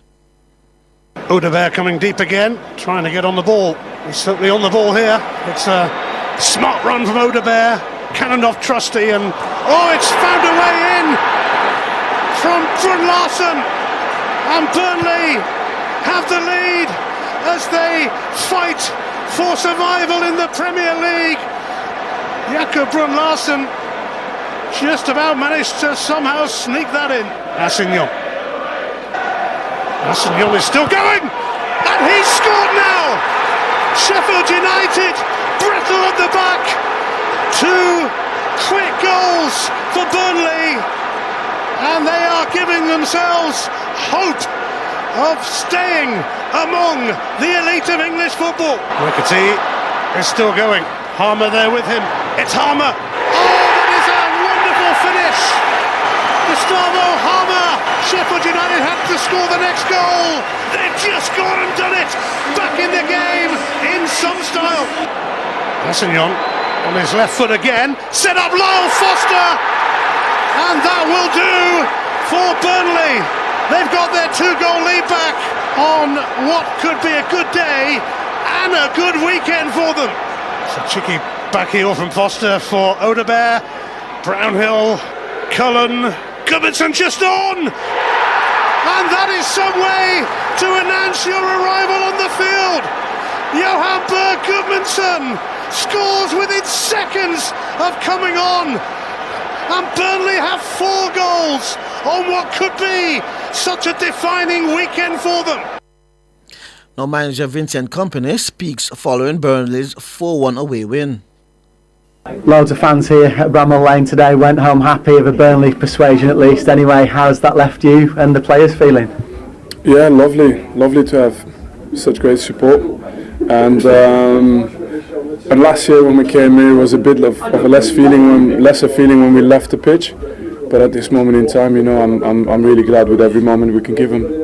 As we're approaching half-time, we're sort of sitting and soaking up a lot of pressure, sitting in the stands and watching on, and then all of a sudden, everything just seemed to turn upside down, didn't it? Yeah, I mean, the game was a little bit on a knife edge anyway, where you could see they were probing, but you could feel as well there was a break for us in there. There was a moment for us in there, and any time I felt we had the ball, we got pretty well in the areas we needed to get to be dangerous, and I think the game showed everything. We had a few good saves from Arrow today. We had some really good individual performances and did what we needed to do at the business end of the pitch. Can we talk? I know you don't like talking about individuals as such, but that goal from Jakob puts him as the top goal scorer this season. Yeah, well, well done to him, and I hope plenty more goals. And obviously today we've got a lot of different goal scorers, so it shows as well that we're still able to share the goals even at this level. How much satisfaction is there, in terms of getting a performance and a result like that? I think plenty, rightly so. These games are not easy. There's so much pressure on it. There's so much riding on it, and you're in a period of the season where if you get the wrong loss or the wrong, people will assume that it's over. So that pressure, you never know how that brings your team to the kickoff. But I thought for a large part of the game we showed again that attitude of not having any fear, playing, going, attacking, defending. Even if we had to defend with a lot of spacing behind, but still be aggressive.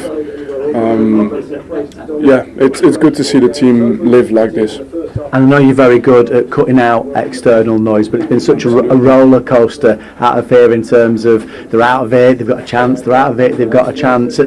More people are starting to say now that as things stand it's just 3 points behind Forest. Does that affect anything with you guys? How do you stop that? Every season's like this. We started the season in the Championship last year, and at the beginning we had no chance for promotion. Towards the end it was all done and dusted, and we were going to be in Europe in the Premier League. Every season's like this. The main thing is we focus on our own performances and what we feel we need to be as a team and as a club. But I would say we'll take momentum. It's important for us. Like we've lost 1 in 7. We're going to go and play every game we can, trying to achieve the same in terms of performances as in recent games, and we know that we have always a chance of maybe getting a result, and that's all that needs to live in the club.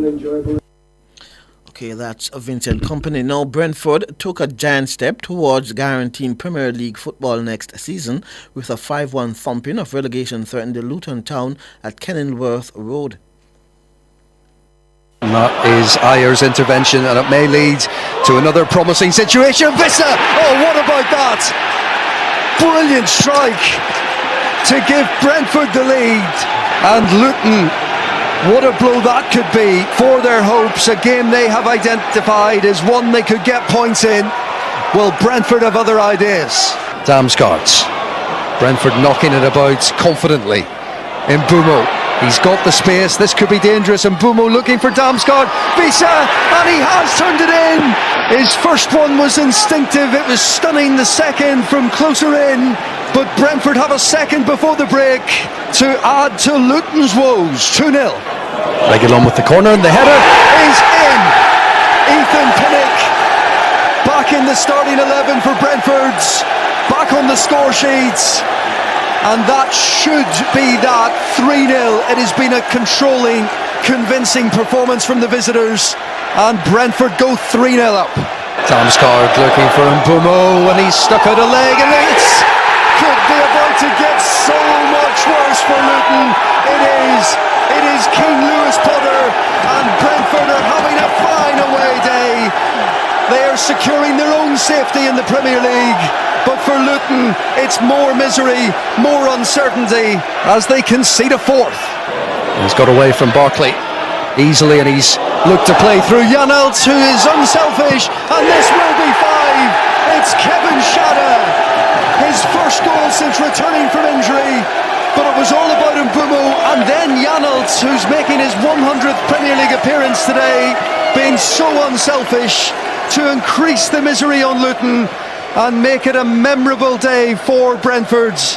Janelt, well, that's loose from him, and it could let in Berry. Chance for Luton is the one back, and there does go the Brentford clean sheet. Well, Luton will always keep going. Too little, too late today, but they at least finish on some sort of high. Berry pouncing on Janelt's poor pass. Okay, now Arsenal put their Champions League disappointment firmly in the past to beat Wolves at Milano and move back to the top of the Premier League. having blown their chance to leapfrog Pep Guardiola's side 6 days ago by losing at home to Aston Villa, then being knocked out of the Champions League by Bayern Munich on Wednesday, it was a welcome triumph for Mikel Arteta's men. By Doherty, and a shot that's in from Leandro Trossard. They've had to wait. Oh, they've had to wait. But just before the break, Leandro Trossard with a little slice of luck has given Arsenal the lead. Odegaard went for the cutback, goes for the finish and gets the second. Martin Odegaard making sure late on a 23rd Premier League win of the season. It's been tense, it's been nervous, it's been ugly at times, but this will feel like one of the most beautiful moments after the week that they've had. Now, Arsenal manager Mikel Arteta welcomes his side return to form. After a week of tough results, how big does it feel to get the win? It was one of those nights where you needed the win. Yeah, really happy. Obviously, the game tests you. You want to be at the top, you want to be fighting for big things, you have to show that resilience, and when a competition touches your ego and it questions who we are as a team, the best way to do it is on the pitch, to talk on the pitch the way we've done, the way we perform, and with the game that we totally deserve to win. Yeah, you think it was a good show of personality more than anything after everything that happened? Yes, the desire that to stand firm, make yourself big, and have an impact for the team, and this is what we discuss. And now is the time to prove who we are as a team. You want to make another step forward as a team, as a club. You need to live those weeks, and you have to live with whatever the outcome is, because you want to be at the top. There's only one way down, and you have to live with that. I think the players were really good today. And Wolves really pushed you guys. So how big was it to get that clean sheet? Especially, do you think it was the sense of composure that you really need to show in the end of the season? Yes, because apart from that ball that we lost in the back line and they went through, we haven't conceded anything, and it's a lot of clean sheets already in a row in the Premier League, which is really difficult, and you need that platform to win the games in this league. So really happy. How hard was it to find those right spaces and those right decisions as well in the final third? Yeah, we opened them up a lot of times, but we lacked that pass at the end, the shot that it was blocked, so it wasn't with the right quality. The keeper made some big saves as well, and overall, it's a team that has cost big teams points, and we have come here, and I think we deserve to win the game. Throughout the season, one of the main narratives around Arsenal is the progress and how you keep progressing compared to last season. So when you look back to the end of last season and the end of this season, what differences do you see? I don't know. At the end of the season, I can tell you what the difference is. At the moment, we are fighting for the league again for 2 consecutive seasons. We had first experience in the Champions League for those boys, and we have come quite far. Not as far as we want, that's for sure, and we still want to improve a lot. And you're back in the top of the table, so how much does it mean? How does it feel? It's great. That's where we want to be, and we lost it last week at home against Aston Villa. We didn't deserve to lose that game, but we lost it. This is football. When you look the run that we've been in since January, it's unbelievable, and it's still not top of the league, or where we are today for a few hours, and let's see what happens. In another big week ahead, you can open 4 points to Manchester City. So how do you approach this possibility? Well, that we have to beat Chelsea now, and they are in good form. I was watching the game today against City, and they are a really good side. I know Mauricio really well, and we have to going to earn it big time in front of our crowd again on Tuesday and give it a real go. Okay, there you have it from Mikel Arteta after his side 2-0 win to move atop the English Premier League today. With that, we'll take a quick break and we'll come back with more here on Sports Nation Live.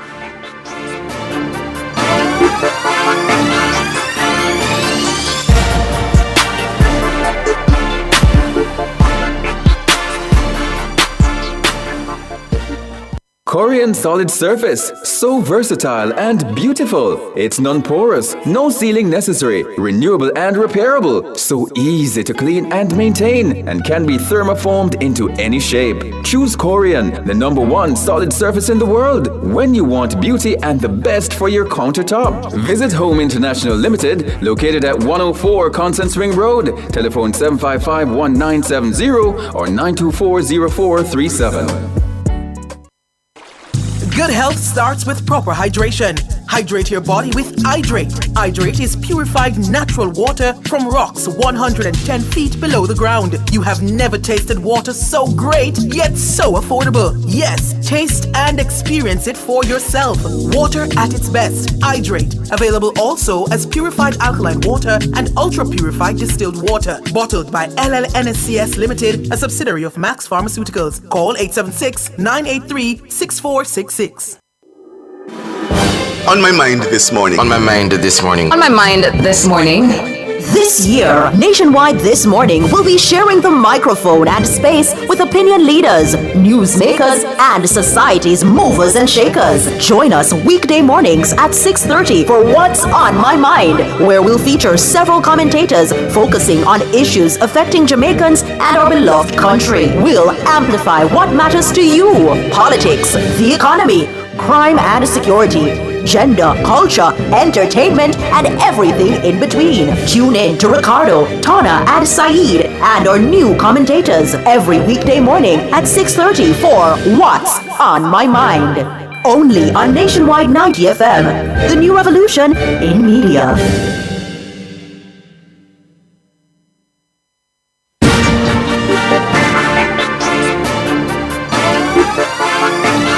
Okay, good evening. Welcome back to Sports Nation Live. I'm Alex Raby. With me is my junior technical operator / production assistant, Jermaine King. And we go back to Jamaica College for Velocity Fest 15 with Wayne Walker. Wayne, good evening again. Good evening again, Alex. Thank you so much. We're still here at Jamaica College at Velocity Fest 15. The lights are on, and the 4x100 meters for high school girls are on at the moment as we join you. So let's just quickly take you through that. Alpha is at the moment leading. The first changeover has been made. They're heading up to the 200-meter start point, and it is still Alpha with the lead. Papine is right there with them, and Peterfield High School is also there as well. The penultimate changeover is about to be made, and Alpha still with the lead. Papine is right there with them as well, and Papine has now taken the lead. Papine is right there as well, and Peterfield. Peterfield actually shows the lead, and the Alpha team with the baton change. Baton has been changed first by Alpha. Peterfield is right behind them, but Alpha is moving away with this one and will win quite convincingly. So Alpha will take victory. Peterfield, Murgrove, and Papine, and that's the way they'll come to the line, with Alpha winning in very, very impressively over the Petersfield team. All right, let me just bring you up to date with some results that have already come in. Emmanuel Archibald, of course, he's in the A final of men's 100 meters tonight. He did 7 meters 92 to win the men's long jump. There's also in fact, the high jump. He won the high jump with the long jump with 7 meters 92. The high jump, Raymond Richards did 2 meters 15 to win that. And Alice Brady did 1 minute 03.09 seconds to win the 400 meters hurdle for women. The 400 meters hurdle for men, that went to Demar Murray in 50.71 seconds. And at the moment, there are some events that are going on at the moment. The women's long jump, Tisana Hicklin is leading in that one. There's also the men's discus, where Cedric Dakers with 62 meters 28 leading ahead of Chad Wright, 60 meters 35. And of course, as I mentioned, the 4x100 meters are going on at the moment for high school. Alpha just winning the girls. In fact, there are a series of girls 4x1, Alpha winning the first one. Now, as I say, meets like these would normally attract, foreign interest. And we spoke with Christiania Williams earlier, and she was telling us that she's working out in Austria. And so I grabbed a member of the Austrian Athletics Federation to sort of get an insight into what they're doing over there. Austria, not known for their track and field, more known for David Alaba and the football. And now he's at Real Madrid, won so many Champions League at Bayern Munich. But Philip Unfred is the man with me. And we're just going to have a quick chat with him, Mr. Unfred. First of all, let me welcome you to the microphones of Nationwide Radio in Jamaica. Thank you very much, and thanks for having me. Yes. So what brought you here? We are here on training camp. I mean, obviously it was the connection to Cristania, but I'm connected to Jamaica already for a while. I coached Megan Pepper for 3 years until she came back to Jamaica. So I'm pretty well connected to Jamaica, to some people here, and so in preparation of the World Relays that take place in Bahamas, we decided to come to Jamaica and do the final preparation here, and then go to the Bahamas on the 1st of May. How many members of the Austrian team are here? 4. Oh, what event you're entering? 100 and 100 meter hurdles. For the World Relays? No, for the World Relays it's a 4x1. Oh, that's a 4x1. So the athletes you have here, they're what athletes? What events they take part? 100 meters, and one of them is a hurdler as well. So she's in the 4x1 relay, but her main event is the 100 hurdle. What about other members of the Austrian team? Has the team been named, the 4x1 team for the World Relays? The only team the only Austrian team was named was the 4x1 relay team for the women. Where are the other members? 2 of them are coming over directly to the Bahamas because one of them is a heptathlete, so she's doing the first big heptathlon meet end of April in Italy, and then just flying in to the Bahamas. So she does the 100 meters as well? Yes, exactly. Good. All right. So how are you finding Jamaica? We really like it. I mean, first of all, the weather is really nice. I mean, back in Europe, we got a pretty cold weather now. It's like 5-6 degrees and a lot of rain. So we really enjoyed being here, being in the warm, and yeah. Are you going back to Austria? I'm not sure yet. I guess I have to, but I'm not sure yet. All right. As I mentioned, track and field is not a big thing in Austria. You're more known for football and the Euros. Not even the World Cup you qualified for. So it's more in the Euros. But you've produced some really decent footballers of late. But athletics, how serious are you in Austria about it? You work with the federation as well, right? Exactly. I mean, we have some who are taking it really serious. I mean, we had a thrower who medaled at the last Olympics and at some World Championships. We have some small groups that the federation is trying to support, but overall, like track and field is not one of the main sports in Austria, but we try to do our best and make it bigger. Do you host any of the Diamond Leagues? No. You host any of the Continental Leagues? We have one silver and one bronze meet now, trying to build it up. Those meets were like really small the last 2-3 years, but we are trying to build and just grow with some performance of the athletes. Where you put those meets? In Linz? No, unfortunately the stadium in Linz is not existing anymore because they put a soccer stadium there, which is just there for soccer. So one is in Eisenstadt and one is in St. Pölten in Lower Austria, more in the east of Austria, close to Vienna. What are you getting from the local population in Austria? Is it that they'll support track and field if they see that the country doing well, or are they not interested at all?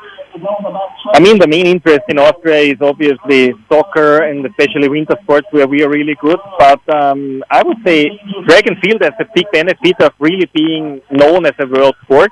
So that's really done all over the world. So the benefit is if people are doing, or if athletes are getting decent results, I think they get a lot of attention and then people get excited about it. But we have to build it and still get better to get the people more in. The Ministry of Sports, do they support this? Is it you're having difficulty convincing them? You have difficulty convincing corporate Austria to put money into athletics because, as you say, they're not known for that. I have to be very honest. We are in a pretty lucky situation, especially since after the London Olympics in 2012, where Austria didn't get one medal at all. The Ministry of Sports really invested a lot of money, and so I mean, the athletes had to get decent results to get some nice fundings, but I think those who did kind of well, got some pretty good money the last years. Outside of Cristania and Megan, you've coached any other Jamaican? No, just those 2. Well, how did you get in touch with those 2? My former girlfriend was training in Jamaica, and that's how I got to know Megan. Your former girlfriend is a Jamaican? No, she's from Namibia, but she trained here for quite a while. Okay. All right. So let me ask you now, why you're going to the Bahamas? You could have gone anywhere to train, but I'm sure you're also happy with the sort of competition that Jamaica offers and the facilities as well. I mean, Jamaica is obviously for us the number one nation in track and field. It's so well known for sprinting, and I think it's also like interesting to come here and see what you guys are doing, learn from the best, and try to improve with that. Who are the popular Jamaican athletes in Austria? I mean, obviously Usain Bolt, Shelley Fraser Price, Sherika Jackson, Masafa Powell. I mean, those the big names the last 15 years. Even though you're not a track and field country, they're popular in the country in Austria. Yeah. Since those people won so many medals at World Championships and the Olympics, I guess almost everybody know them. Yes. Let me let you go now, but do you know that there are a number of different countries who have shown interest in Jamaica's athletics, one, but they've also taken that interest a step further because they've made their way to Jamaica to meet like these, the boys and girls champs, and so much so that we have a number of foreign-based junior athletes in the high schools here in Jamaica. If you were to improve your athletics in Austria, could that be one of the routes that you might take in an exchange program? Maybe that would be an option, but still I think we should try to learn from here and try to still transfer it to our system, which is kind of a little bit different since, track and field, especially in the young athletes at a young age, is by far not that popular, so we have way less people who do track and field, but I think it would be a very interesting thing. You want to have a team at the Olympics, will you? I hope I do. I mean, we don't have that big team as Jamaica, but we still have some athletes who already qualified with the direct standard, and I hope that there are a few more like hopping on the train. How much longer you have here in Jamaica? Till the 1st of May, then we're gonna go to the Bahamas. Good luck in the Bahamas, and hopefully you have a team in Paris as well. The Olympics is going to be very exciting. Thank you very much, and I wish you guys a nice evening. All the best to you. So that's Mr. Philip Humphrey. He's a member of the Austrian Athletics Federation, not very big in Austria, so much so even the main stadium for track and field isn't in the capital, Linz, but that tells you the kind of work that they have to do to sort of bring it up to speed. But they've played a role in the careers of Megan Tapper, who is the reigning Olympic bronze medalist from Tokyo and looking to make the Jamaica team to Paris. And of course, Christiana Williams, who got to the Olympic final in 2016 as well. The Velocifest 15 is proceeding here, and we're looking at the 4x100 meters series continues. Nothing on the track at the moment, but the discus is still going at the moment with Frederick Dakers, of course, and Chad Wright, the two leading candidates. Frederick Dakers, by the way, has not yet achieved the Olympic qualifying standard, so he'll be trying desperately to sort of sew that up tonight. If not, he has more meets to go to do it. But the conditions here are very cool at the moment, and the lights are on, and it's just a nice evening for athletics. So if he could get it done here tonight, it would be brilliant for him. But we're going to be here for as long as you'll have us, Alaric. But for now, it's back to you. Okay, we'll check in back with you shortly. But with that, we take a quick break, and we come back with more here on Sports Nation Live.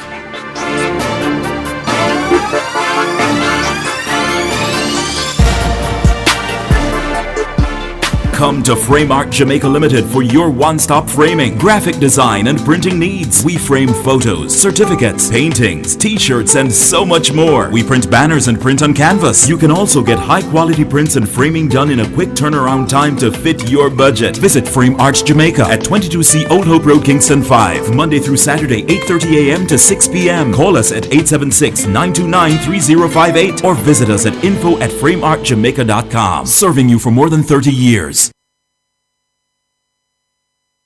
Share in the experience at Fontana Pharmacy. We have a wide variety of items in store just for you. Fill your prescriptions while you shop. And senior citizens enjoy 10% off. Shop household, cosmetics, toys, and many other departments. We also offer curbside pickup and delivery. Visit our website at fontanapharmacy.com. Fontana Pharmacy, where it's all good inside. Get ready for a show like no other. That's right. Every Sunday from 8:15 p.m. to 9:15 p.m., we're bringing you the Harvest Hour, only on Nationwide 90 FM. Join us as we dive into a soothing religious program created for your mind, body, and soul. The World Harvest Mission Church, creators of the Harvest Hour, is dedicated to making your Sundays God-fearing and saintly. Get a front row seat to moving sermons and affectionate worshiping. That's the Harvest Hour, every Sunday from 8:15 p.m. to 9:15 p.m. only on Nationwide 90 FM, the new revolution in media.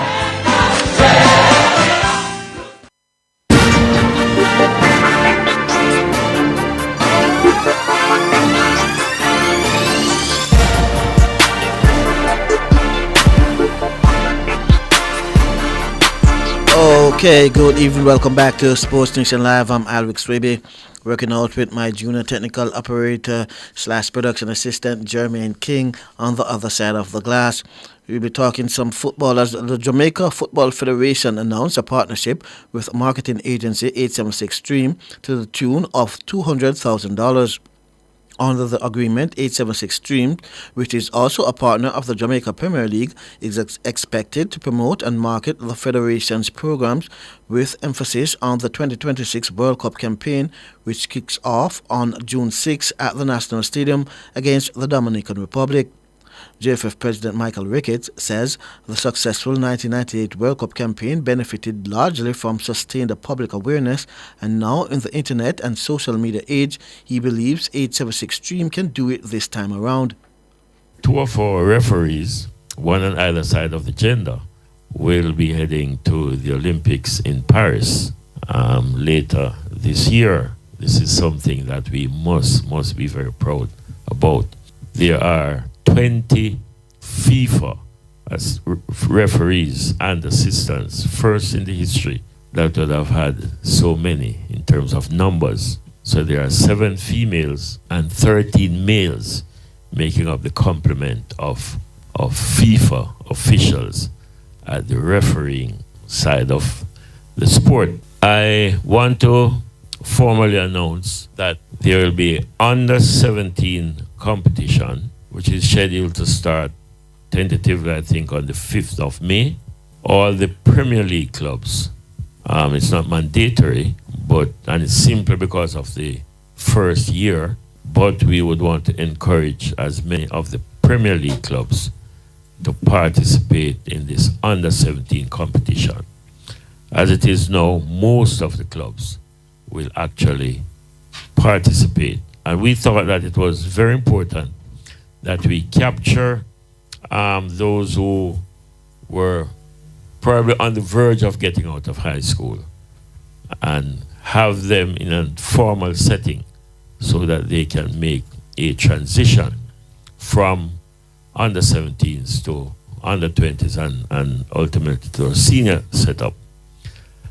And again, which is probably even more important, is that as of 2025, under 17 World Cup will be every year.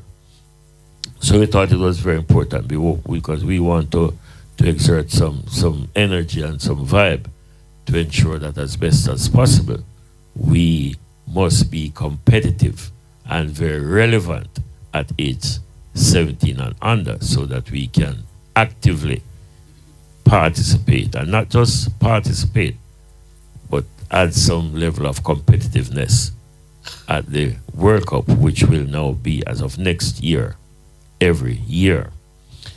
I also want to introduce again Mr. John Wall. John is actually in charge of our TDS program, which is the Talent Development Scheme. This is a program that is supported by FIFA. There is a coach here now that we have contracted to work with us for the next 2 years. He will be paid by FIFA. And Jamaica was, I'm not going to say we're lucky, I think we're blessed. Of 25 countries, we were one of those 25 countries selected by FIFA to be part of this TDS program. So the coach is actually here. I'm a little bit disappointed that he's not physically here with us because the instructions were that he ought to be here. But for whatever reason, there was some misunderstanding and he's not here. But I really wanted to have introduced him to to the country. He is Stephen Avery, born in Guadeloupe, but plied his trade, I think, in France as a player. He is now a TDS coach with FIFA and will be working with Jamaica for the next 2 years. John and Stefan will intimately be involved with our youth programs. We want to roll out a detailed and expansive grassroots program so that we can positively impact football at the grassroots level.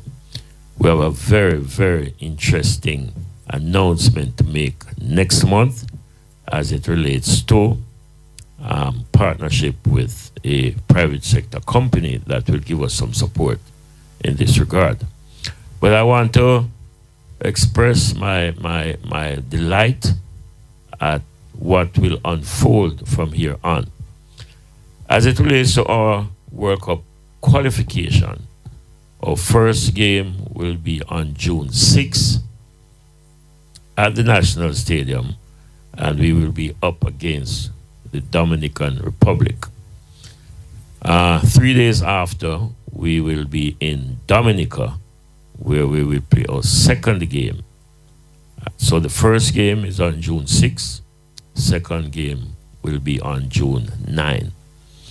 So, again, I want to use this opportunity to encourage Jamaica to, and I'm going to use this analogy for the umpteenth time. The size of your rearview mirror is so very small when you compare with the big mirror in front of you. The JFF has no intention of using our rearview mirror. We're not going to engage anybody in anything that would have been in the past. The big picture now is ahead of us.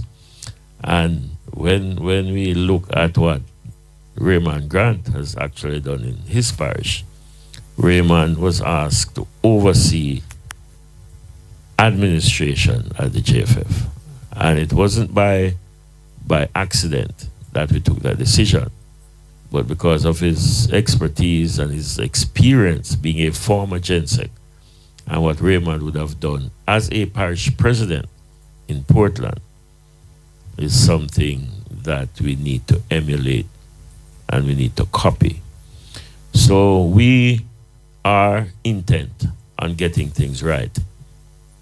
And like I said, I want to ask Jamaica to let us forget what would have happened in the past. And the big picture is ahead of us. Thank you so much for being part of this morning's exercise. Dennis will give all the details in relation to the terms of reference for 876 Stream. They will be our new marketing partners. I'm going to ask Mr. Chung to speak on the roles and functions of 876 Stream. Okay, so that was Mike Ricketts, president of the Jamaica Football Federation. Now, Conrad Matheson is CEO of 876 Stream, and he says they are confident of replicating for the national program that what they have done with the Premier League. Was to create a company that was different from the others. It wasn't just a regular advertising agency. It was just something that was specifically to help Jamaican sports. That was something we wanted to do, and happily we have been able to do so. Well, we're very, very excited about this partnership with JFF. We talk about it all the time. The team is at the back. We talk about this was a major achievement for us to pull this together. But the real aim of it was that we are excited to bring back the pride and passion to Jamaican football. I don't know if everybody's here who can remember 1998 World Cup campaign, Rise Up. We're thinking we need to bring back something like that to Jamaican communities at a very low level, at the national level, at the stadium, and just at games, even just talking at your homes. We must be passionate about talking about Jamaican sports again and Jamaican football. Now, we're excited about this because we have seen and we have started, even I should step back a little bit, that Jamaicans across the Caribbean and across the world have been helping us. You know, there are a lot of Jamaican sports professionals that are part of our network that has been helping us over the last 2 or 3 years. And we're excited to work with them to share that dream in terms of bringing back the excitement behind sports and football in Jamaica. Now, we have seen some excitement around Jamaica Premier League. I don't know if a lot of you have seen it, but over the last 2 years, we have seen a lot more excitement at the Sabina Park, especially in the playoffs, because over the last 2 years, we have been doing a lot of the heavy marketing, working with the sponsors to kind of come on and to bring some liveliness and some passion to Jamaican sports. So we are really excited about what we have done with Jamaica Premier League, and we have seen a lot of success there, and we are seeing a rise in excitement in Jamaica. We would love to see the same level of pride in Jamaica Premier League, in our reggae boys and our reggae girls. And we're thinking, we want everybody, June 6th, look out for everything. Want every flyer. If you want to send a post in WhatsApp, whatever it is, tell your friends early. June 6th, we want everybody to come out June 6th and support the national team. Conrad Mattison, CEO of 876 Stream. With that, we take a quick break and we come back with more here on Sports Nation Live.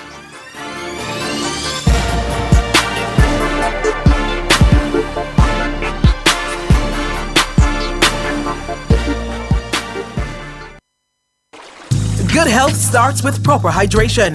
Hydrate your body with Hydrate. Hydrate is purified natural water from rocks 110 feet below the ground. You have never tasted water so great, yet so affordable. Yes, taste and experience it for yourself. Water at its best. Hydrate. Available also as purified alkaline water and ultra-purified distilled water. Bottled by LLNSCS Limited, a subsidiary of Max Pharmaceuticals. Call 876-983-6466. Come into the parlor, there's a welcome there for you. Welcome to the Mayor's Parlor with Desmond McKenzie. From 1 to 6 p.m. every Sunday, you'll now get more of your favorite vintage music. Put your head on my shoulder. Nationwide 90 FM will transform. Put your sweet lips a little closer to the phone. Sit back, relax, and enjoy the best in vintage music. Come into the Mayor's Parlor every Sunday between 1 and 6 p.m. here on Nationwide 90 FM, a revolution in media.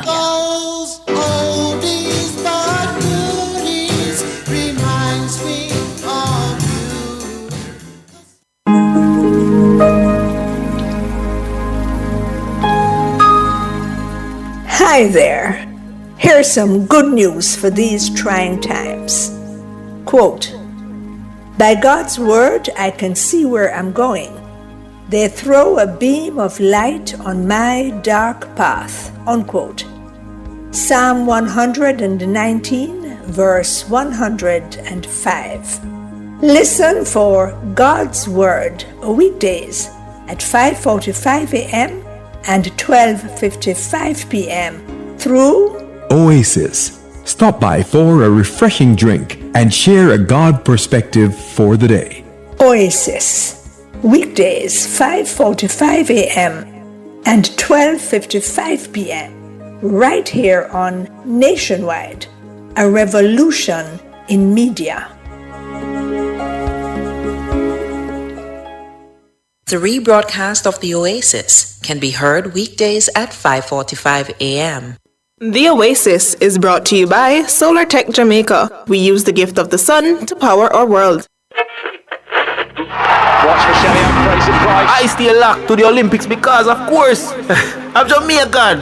What you mean? Me, I have to tune into the Olympics, man. Because I'm always busy, but what? I have to know when Sherika Jackson beat Shakari. Brother, I have to have every notification for the Olympics. I want to hear every run. Now Sherika Jackson coming every jump. Oh, that is absolutely huge of Wade Pinkham. Every fling, live. So, take us then. Nothing can miss me. We're always on the move. So while we're driving, run, Elaine, run. Jogging. Yes. Run, Watson, win again. Watson is now a world champion. Or even at work. Quick, The race has started. We can't miss a beat because we keep it locked To the only station. For the Paris Olympics. Nationwide. Nationwide. Nationwide. Nationwide. 90 FM. Nationwide 90.1, 90.3, 90.5, 90.7 and 90.9 and on YouTube at Nationwide 90 FM Live. Nationwide, the new revolution in media.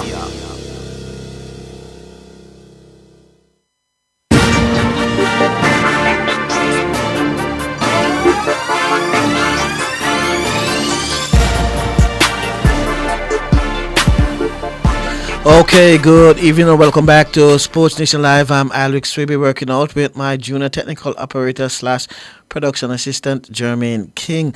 And we'll be talking some cricket as the president of the West Indies, Dr. Kishore Shallow, says the coaching staff is settled on the majority of the squad for the T20 World Cup, which is set to bowl off in the Caribbean and the United States in June.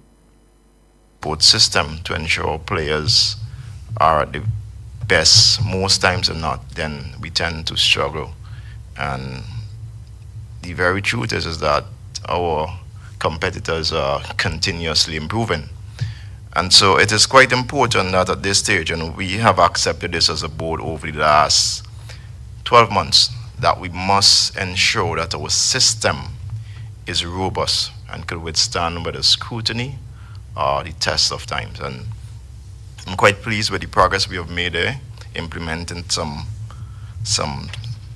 systems for cricket development, high performance, introduce female cricket at different levels, hosting many camps and ensuring that our tournaments are extremely competitive.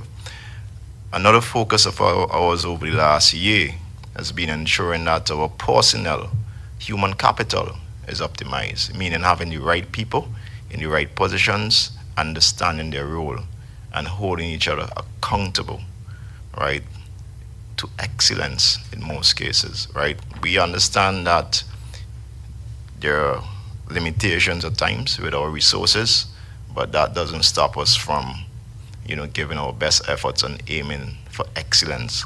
And that is something that I'm quite happy to see the transformation that has taken place with our personnel at CWI, and that is off the field and on the field. Our governance reform process, I would say, have started to evolve. Recently at our board meeting and AGM in Antigua last month, we would have approved a few changes to our governance. It's still a long way to go. But with these processes, it takes time. They do take time. But we are quite pleased with the strides we have taken. We have listened to the stakeholders, including the leaders across the region, including players, including fans and other administrators, even the media as well. I'm quite happy to see here present this morning. And we have responded. But with governance reform process, it means ensuring that everyone is on board, that there's complete buy-in, and that there's trust in the process. So these changes, people must understand why we are aspiring to get them implemented. And I think we have achieved at least the trust part, and we so far implemented, adopted 6, I think, resolutions from the Webby report. That Webby report is available online, I believe. If not, you could always reach out to our communication consultant. I'm sure he'll be quite happy to provide you with that.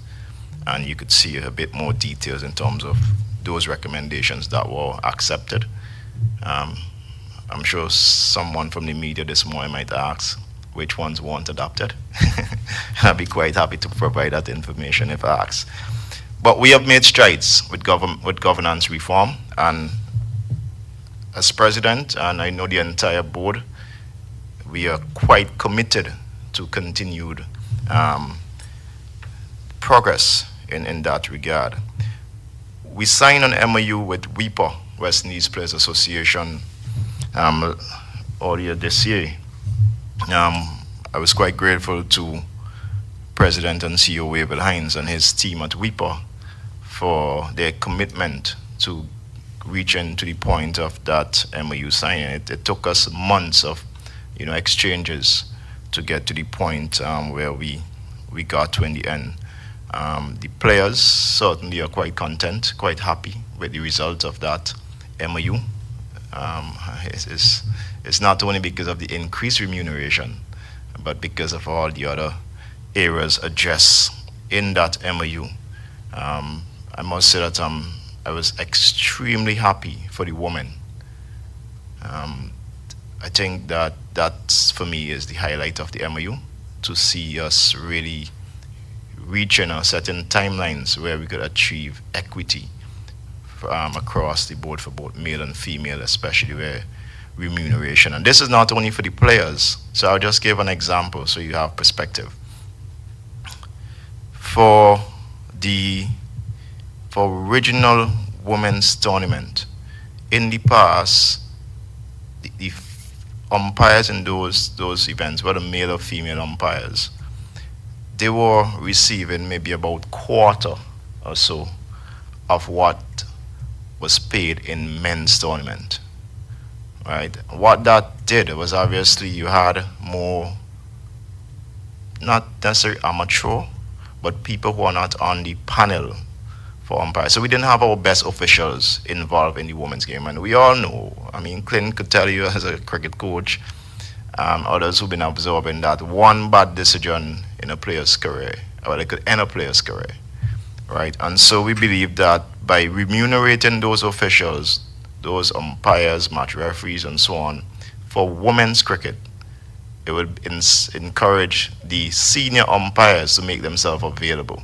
So now what we have, similar in St. Kitts recently, with the two tournaments, the T20 and the 50 overs, we had, our top umpires officiating in those games. So it is not just increase for the players, but it's the holistic picture of how we could improve cricket across the board. And I say I'm really grateful to WIPA for coming on board fully, and for, after all the deliberations, ensuring that the players were at the forefront of all the decisions. And as I said, to my knowledge, they are quite content with where we are. We have seen some improved performance on the field, and I'm sure that some of these off-field decisions have influenced that. I don't want to touch on cricket too much when I have the technical people on that side, so I'll leave it to Miles and Darren. The World Cup around the corner, a matter of weeks now. We are going to be hosting the World in the Caribbean along with USA. Preparations so far have been steady, I would say. In some cases challenging, but I'm happy with where we are. I think that only one facility in the Caribbean, and one country, probably a couple weeks behind schedule, but we have their commitment that they're going to accelerate. It might take some day and night application, but no doubt by June 1st, every country in the Caribbean is going to be ready. I think I need to recognize that Barbados, and it's no coincidence that they got the final, because, from an ongoing inspection, the team has reported to me that Barbados is well ahead of schedule, certainly ahead of the other countries. And even if for the ones who normally observe IPL, you would even see advertisements from, Barbados, place stage in the final and the other matches. That is very encouraging. And I want to commend the Barbados government and the people of Barbados. And Noel, if you could please convey, my appreciation and recognition for the work being done by Barbados. We really appreciate it. So far, the uptake of ticket sales is positive as well. It shows that at this point, it indicates that we are going to have, at least the top games are going to be sold out right across the region. A few of the matches are already sold out. I would say that President Acting Calvin Hope has, reached out to Cricket West Indies in a proactive way to ensure that we consider the 2,000 or so BCA members who are quite keen to get into those games. And I think, Calvin, you are now comforted that there's an arrangement in place and that locals are going to be accommodated in those games in premium seats, because it's not just to be accommodated, but in premium seats. And that we are going to be making tickets available at the box offices from, I think, the 24th of this month, April. So box offices across the Caribbean are going to be open, and locals can go and purchase their ticket, because we understand the culture in the region. People prefer to see that physical paper. Right, Amanda? Right. So I'm happy with the progress that we have made so far with the World Cup, and it's definitely going to be a spectacle of an event and something we all should look forward to. We, at the AGM, every AGM, the tenure of our independent directors end, and we are at the point as a board where we have made the decision for four independent directors who are going to, it's going to be effective almost immediately, at least for 3. One may have a slight delay. But of those independent directors, 2 are returning. Mrs. Deborah Coyett Patton and Mr. Hallam Nichols, who is here with us this morning. Those are the 2 who are returning, and we have 2 new independent directors. At this stage, I won't call the name. I'll let the media await the press release from Jamal and his team. But what I want to say this morning is that those 2 persons are going to be 2 females, meaning that this is groundbreaking, in that it will be the very first time that there are 3 females on a Cricket West Indies board. And that is very encouraging. It's a testament to our strides towards inclusivity, diversifying our board, and something that I'm sure that will inspire confidence across the region. I'm definitely looking forward to having those fresh female faces and perspectives in the boardroom sooner than later. Later this month, and there will be a CARICOM Cricket Symposium in Trinidad and Tobago on the 25th and the 26th of April. And we expected to have about 100 persons in attendance, and that will be all the regional leaders, legends, board members and cricket administrators across the Caribbean. Also, representative from different stakeholders, media and so on. What we expect from that symposium is, at the end of it, for stakeholders to have a fulsome understanding of of the cricket system, the entire landscape of cricket, particularly the dynamics of West Indies cricket. And hopefully at the end of that, everyone would understand the shared responsibility and the role of each of us. We're hoping that at the end of that symposium also, we will have a framework established that everyone could contribute towards a financially sustainable commercial system for Cricket West Indies. And there's great commitment from CARICOM, especially from the chair of their cricket subcommittee, Prime Minister Keith Rowley, who is hosting this event. I expect, like I said, all the regional leaders to be there, and it will certainly be a dynamic 2 days of discussion of cricket. I think it's wonderful that we're at a stage where we could bring stakeholders together and discuss cricket. All right. I'm hoping that in fact, I know there's an agenda item for tourism and cricket. All right, I hope somebody in the audience here would be joining us. We have an expert in tourism in this room. I don't know if she want me to call her name, but I think most of us know her. And I'm hopeful that she will be there telling these stakeholders, explaining to them what cricket means to the Caribbean. And, there's definitely some appreciation of it, but I think that it needs to be ventilated and more appreciation and understanding need to be given. And not just to cricket, for sports in general, because we have to advocate for sports. So overall, I'm sure I want to leave a few content here for the questions later on.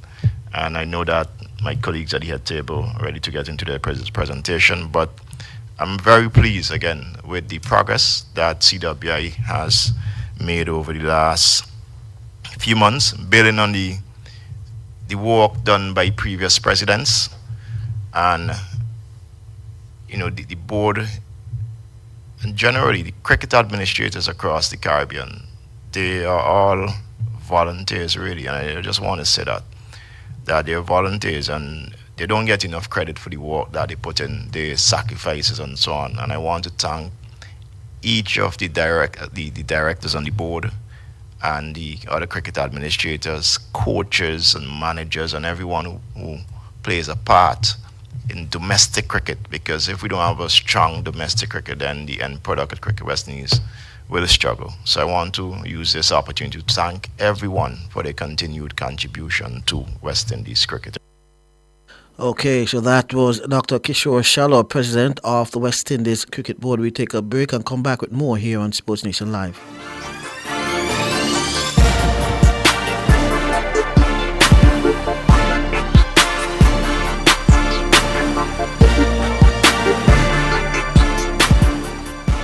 Corian Solid Surface, so versatile and beautiful. It's non-porous, no sealing necessary, renewable and repairable, so easy to clean and maintain, and can be thermoformed into any shape. Choose Corian, the #1 solid surface in the world, when you want beauty and the best for your countertop. Visit Home International Limited, located at 104 Constance Ring Road. Telephone 755-1970 or 924-0437.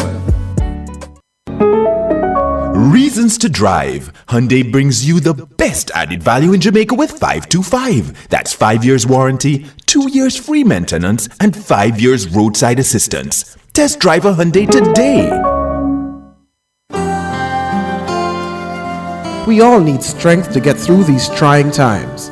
Look above from whence cometh your help and listen to the Voice of Power broadcast every Sunday morning at 8. Spend an inspirational half hour with the Power of Faith Ministries, meditating on the Word of God. Get the strength you need to start your day right. Listen to the Voice of Power broadcast, Sunday mornings at 8, right here on Nationwide 90 FM, a revolution in media.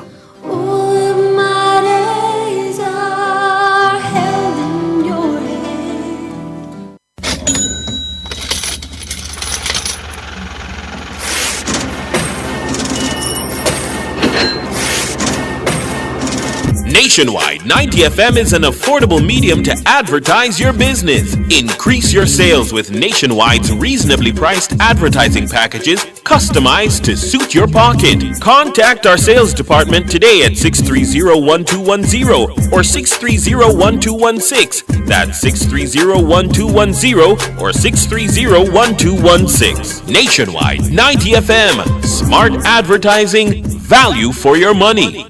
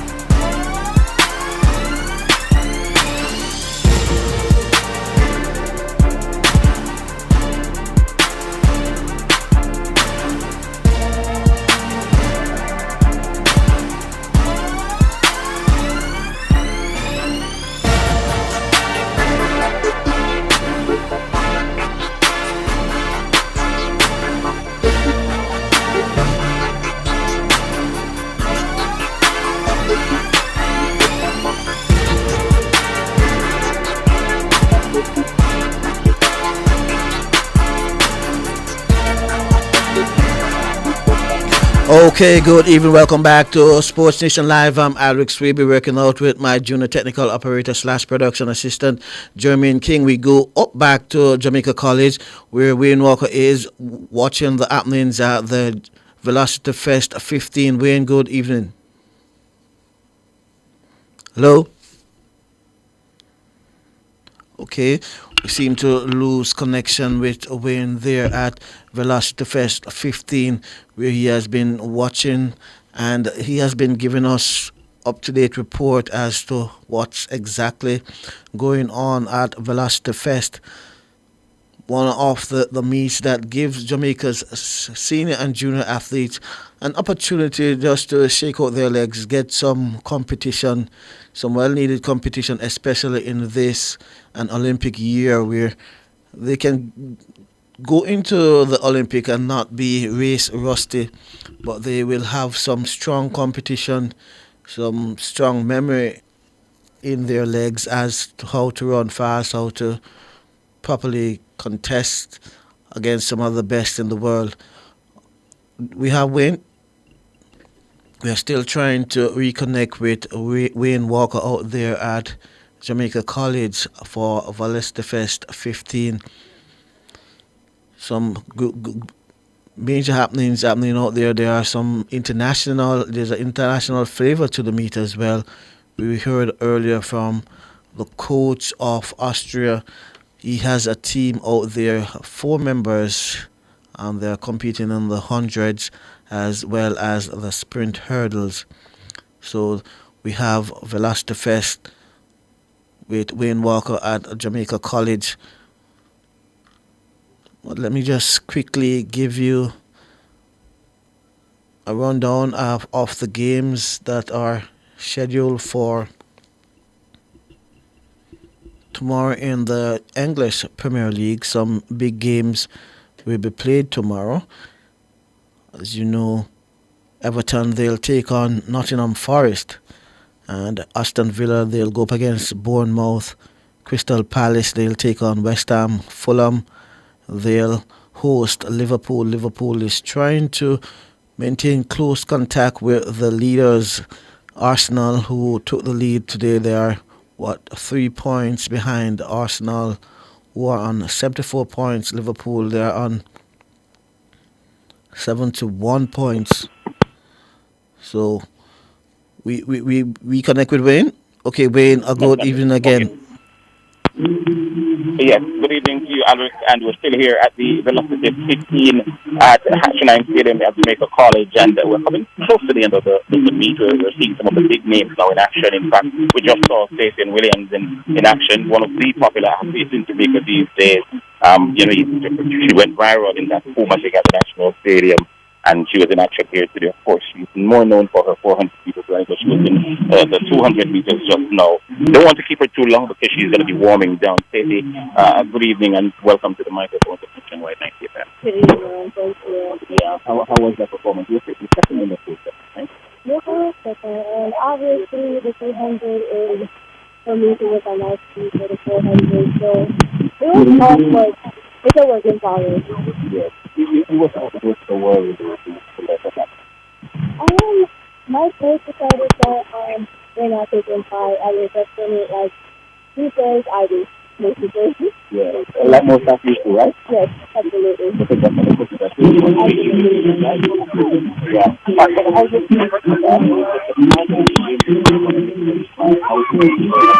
Preparation to that. Hello, Wayne. Hello, Wayne. Wayne. Okay, we seem to be having some challenge with Wayne Walker. We're going to take a quick break and we come back. We're going to try and reconnect with Wayne and see if we can get him on a better line.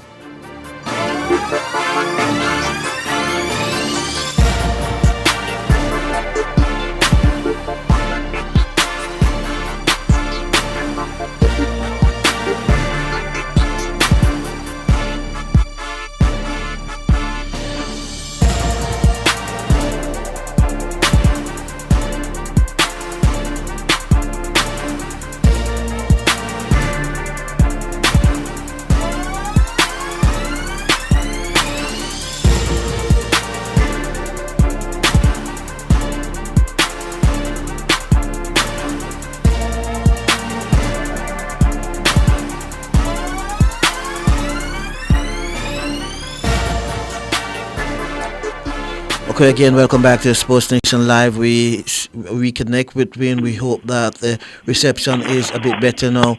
Wayne, good evening again. Yes, good evening, Alric.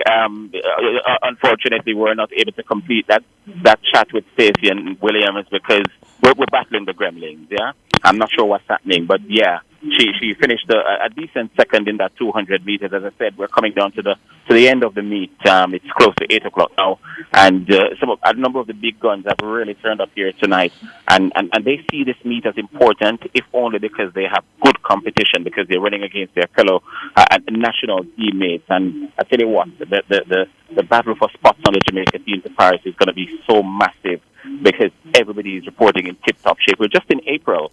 And when you look at the times and the throws and so on that we're seeing at this time, it bodes well for what could happen at the back end of June for the national championship.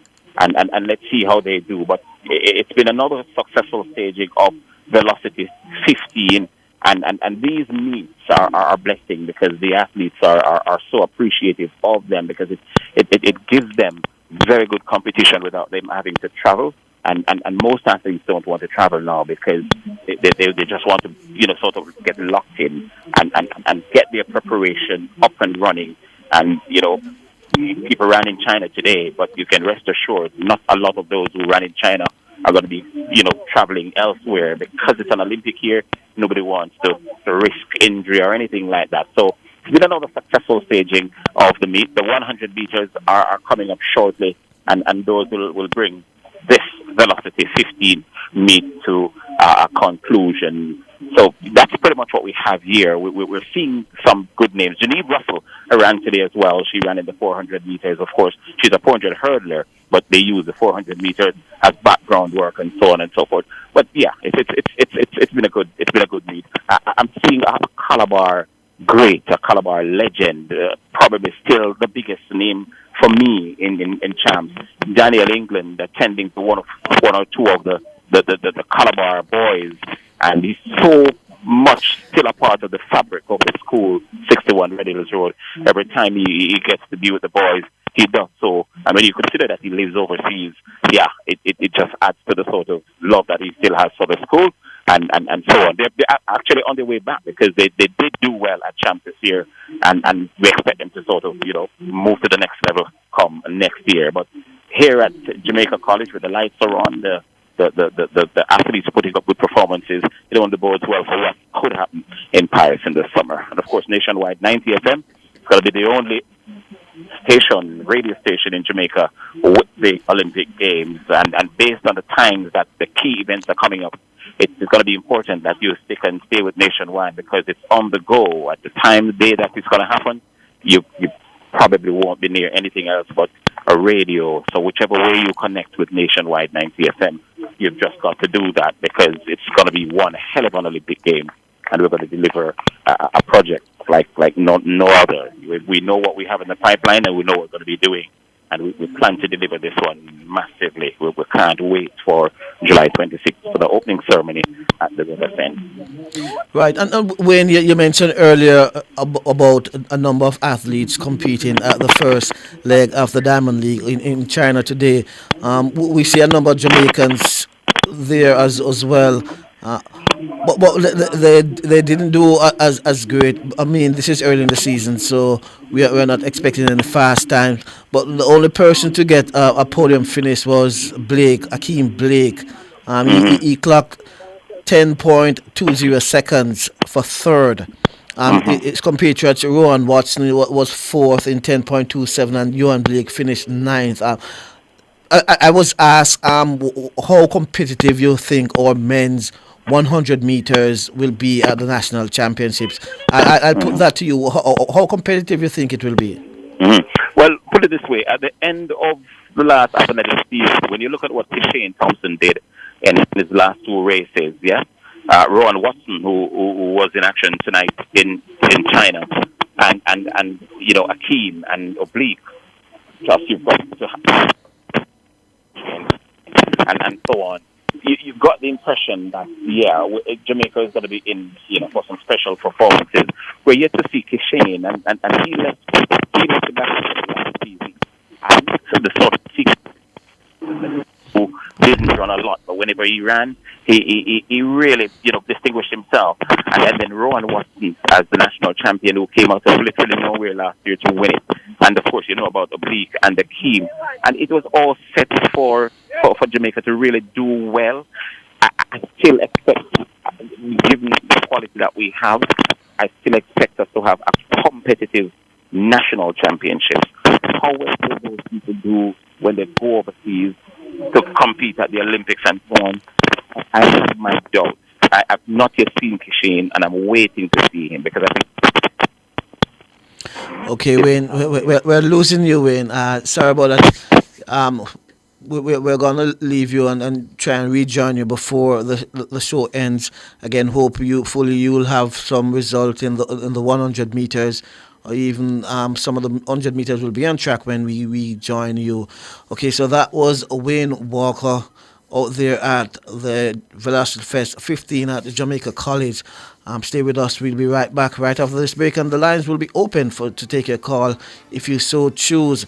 876-630-9371, 876-630-9372, 876-630-9373, 876-630-9374, and 876-618-8255 or digital line. Stay with us. We'll be right back right after this break.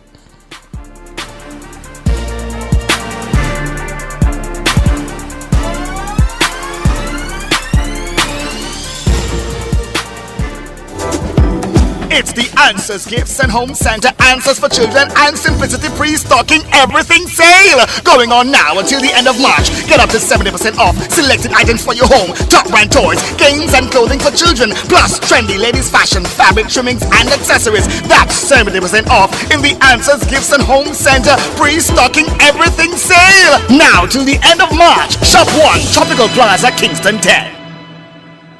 Royal PC and Electronics. For all your PC and electronics needs, games, consoles, accessories, computer parts, desktops, laptops, cameras, computer desks, MP3 and MP4 players, printers, ink cartridges, stereo systems, entertainment systems, television sets, and so much more. Open Mondays to Thursdays 10 a.m. to 6 p.m. and Fridays and Saturdays from 10 a.m. to 7 p.m. Visit them at Shop 2 Tropical Plaza or call 906-7810. Come into the parlor, there's a welcome there for you. Welcome to the Mayor's Parlor with Desmond McKenzie. From 1 to 6 p.m. every Sunday, you'll now get more of your favorite vintage music. Put your head on my shoulder. Nationwide 90 FM will transform your Sunday into a musical time machine that will take you way back. Come on, let's go back in time. This magic moment. Journey into yesteryear with Desmond McKenzie in the Mayor's Parlor. I've got the music to jog your memory and make you smile. Put your sweet lips a little closer to the phone. Sit back, relax, and enjoy the best in vintage music. Come into the Mayor's Parlor every Sunday between 1 and 6 p.m. here on Nationwide 90 FM, a revolution in media. Those oldies but goodies reminds me of you. On my mind this morning. On my mind this morning. On my mind this morning.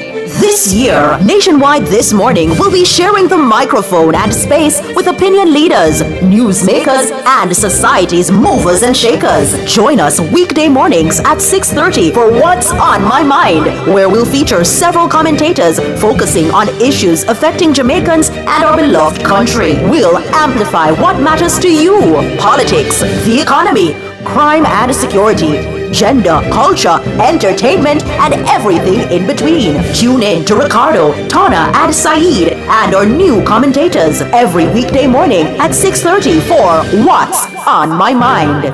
Only on Nationwide 90 FM, the new revolution in media. It's undeniable that we should be together. The true beauty of music is that it connects people. It carries a message. It speaks to you. It changes you. And that's exactly what we do just for you every Sunday as we take you to Urban Paradise, 9:10 a.m. to 11 a.m. Urban Paradise is our weekly musical journey that will serve up 110 glorious minutes of positive storytelling through music, mixed in with inspirational features to provoke thought and to heal the soul. Like a dream come true, just wanna be with you. So join me, Diane Ashton Smith, this and every Sunday, 9:10 a.m. to 11 a.m. here on Nationwide 90 FM, a revolution in media. Urban Paradise, opening our hearts, connecting to others.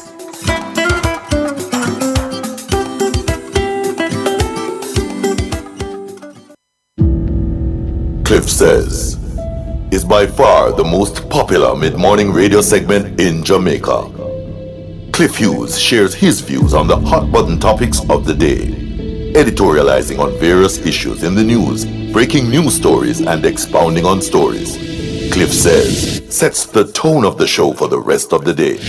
Join the award-winning journalist Cliff Hughes weekdays during Cliff Hughes Online at 10 to 10:30 a.m. Join the revolution in media.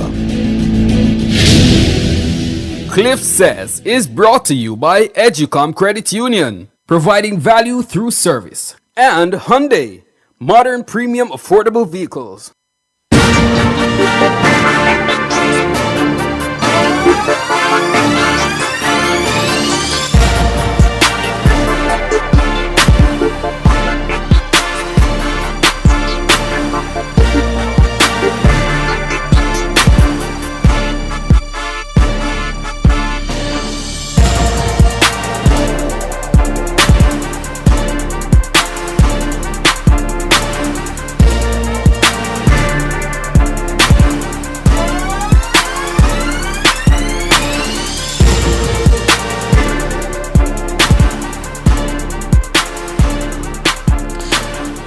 Okay, good evening. Welcome back to Sportsnation Live. I'm Alric Swiby, working out with my junior technical operator / production assistant, Jermaine King. We are in the final stretch of the show, and we'll be talking some football. As head of Jamaica's Football Federation Talent Identification Scheme, John Wall, says the program is progressing steadily. Wall, who is also the assistant coach of the national senior men's team, says in order to expand the talent pool, the parishes outside of Kingston and St. Andrew need to be given more attention. More kind of a state of the nation on the TDS project overall is that the academy has been in the works the whole time. Although right now, as a reference to the National Academy, is that it's more the corporate area of Kingston and the surrounding parishes with it. We feel that we need still to empower the parishes based on more regional centers. I think that's the way of accordance to the slogan of FIFA, giving every talent a chance, which is more fair. And this is not a quick fix. This will take time. But the main thing has been making sure that the ball is rolling up at the technical center. So the trainings are, as it is and as it stands, 4 times a week, Monday to Thursday. And what we're looking is to incorporate ourselves part of the U17s League. And because of the, how should I say, the ecosystem for the girls in reference to them is that they will start during the fall. Due to the schoolgirl football competition going on now, April out, and making sure that we actually do the job properly on identifying the correct players. A lot of voices, a lot of people that are really thrilled overall when we've been going out and meeting clubs, because the main thing is cannot just be a JFF thing. This is by all means a club thing too. Clubs will always be better in scouting the players that they need. And therefore, on the back of that, together with us, under the same umbrella, act under the JFF Academy. And that's our hope. So what we are right now is you're looking at 24 players, 20 outfield players, and 4 goalkeepers. That's the start. We know that we're giving them a fair shot to everything, but we all know that the best is yet to come. The moving parts otherwise is scouting. It is added competition overseas, not just the qualifiers, because we need to increase our global competitiveness. And the target ages are 12 to 16, to be fair, because it aligns with the U17 World Cup. To be noted, all U17 World Cups in the following 5 years will be played in Qatar, believe it or not. Other than that, we are trying to look at things. We're still working on the back of the 2023 budget, but there will be add-ons that we want to impact the ecosystem. The president mentioned the U17s, but that goes for the girls too. And it's more about working around what's already existing. I'm not here to tear everything down. That's not my job. It's more about finding a custom fit that works within the context of Jamaica. But overall, we need to increase our competitiveness and the contact time that we have with these players, and that they ensure that the best are competing and training with the best. Okay, so that was John Wall, head of Jamaica Football Federation's Talent Identification Scheme. Just to give you some news on basketball, as the Miami Heat and the New Orleans Pelicans secured the final two spots in the NBA playoffs after victories in their play-in tournaments games. The Heat beat the Chicago Bulls 112-91, while the Pelicans claimed a 105-98 win over the Sacramento Kings. Despite the absence of key players Jimmy Butler, Miami dominated the first quarter and never gave up the lead. The Pelicans were without their star Zion Williams, but Brandon Ingram's 24 points helped them hold off the Kings. Miami take the 8th seed in the Eastern Conference and will now face the Boston Celtics, who finished with the best record in the regular season, with New Orleans playing the Western Conference top seed, the Oklahoma City Thunder. Both series will begin on Sunday, that's tomorrow. Butler, who has led Miami to 2 NBA finals, including last year's defeat by the Denver Nuggets, is facing several weeks out with a sprained knee ligament. Williamson has strained his left hamstring and will be reassessed in 2 weeks' time. So that's some news on basketball, the NBA to be exact. Now to give you some cricket news. Let me see if I can find. Right, so the West Indies women, they face Pakistan in the second ODI tomorrow in Karachi. Now you would have known that they won the first match by 113 runs, beating Pakistan in that first ODI at the National Stadium in Karachi.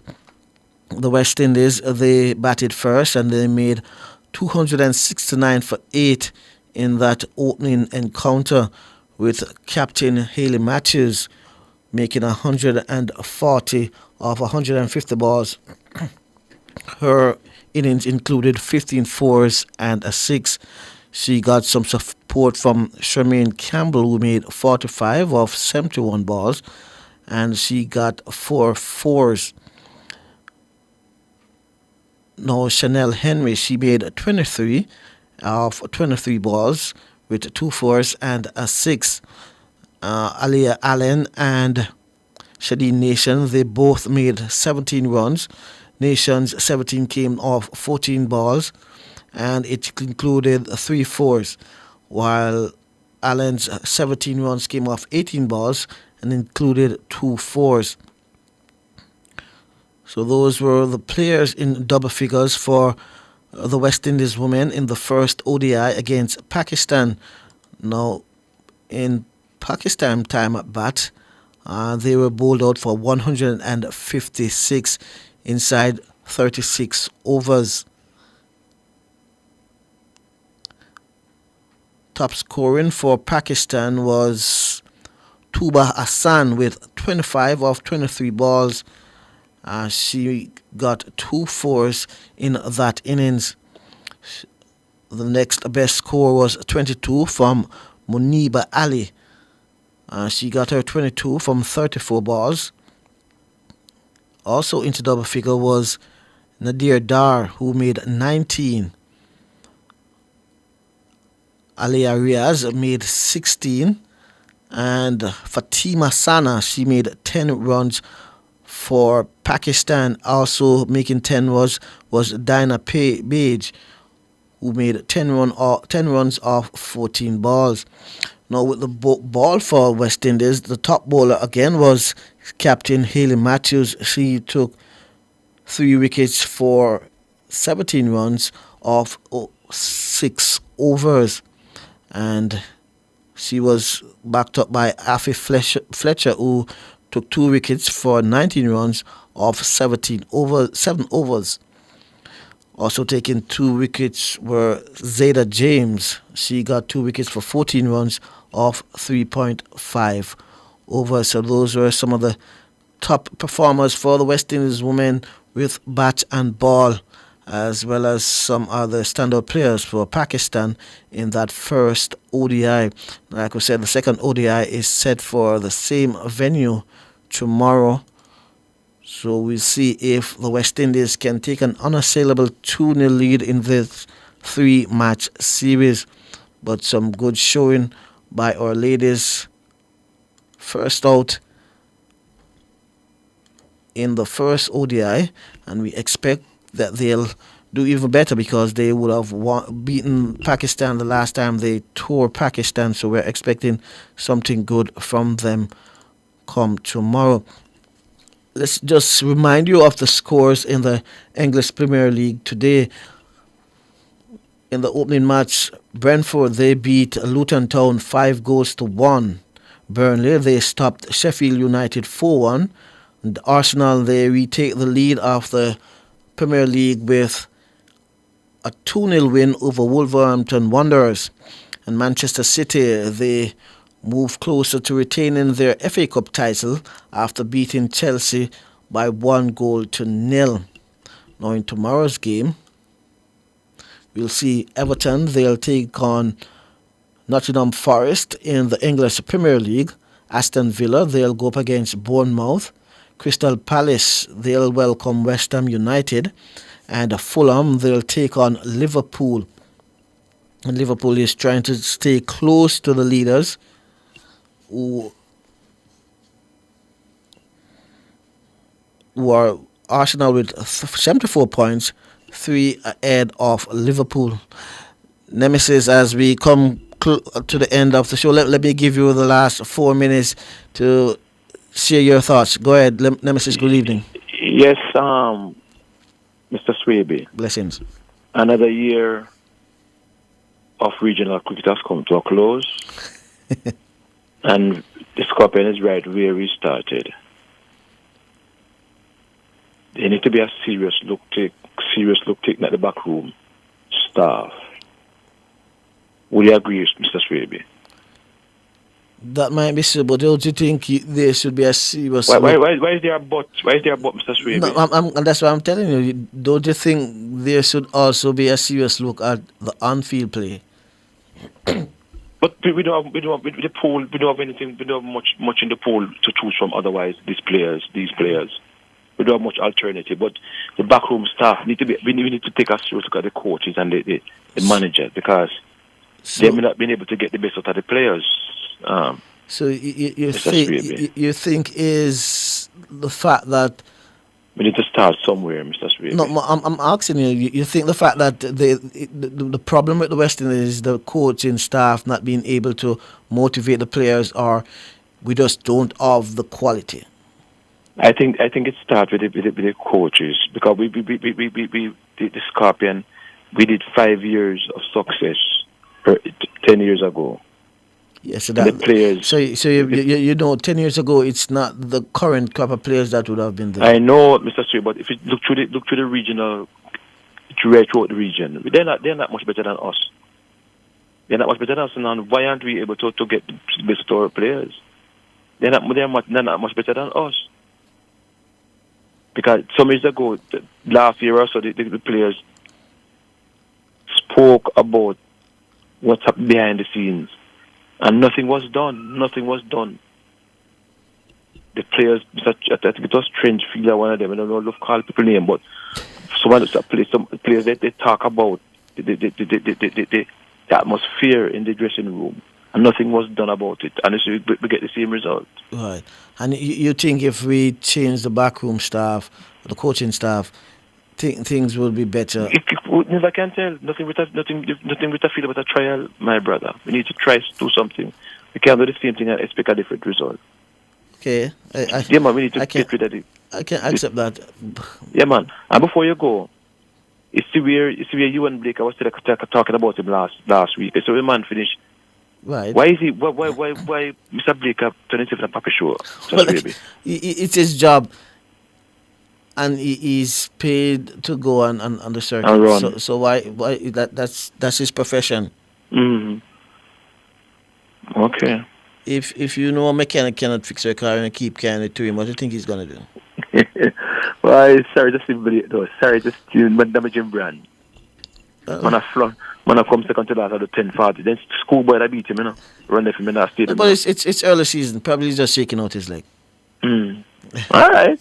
Let's see. So Jamaica, we not come hard pan him, but watch and see as the year progress. But I think he should call time out now, though. Right. And I push him out of the sport, but I'm damaging brand because the man we do 19, 38 in a 200, and the 9.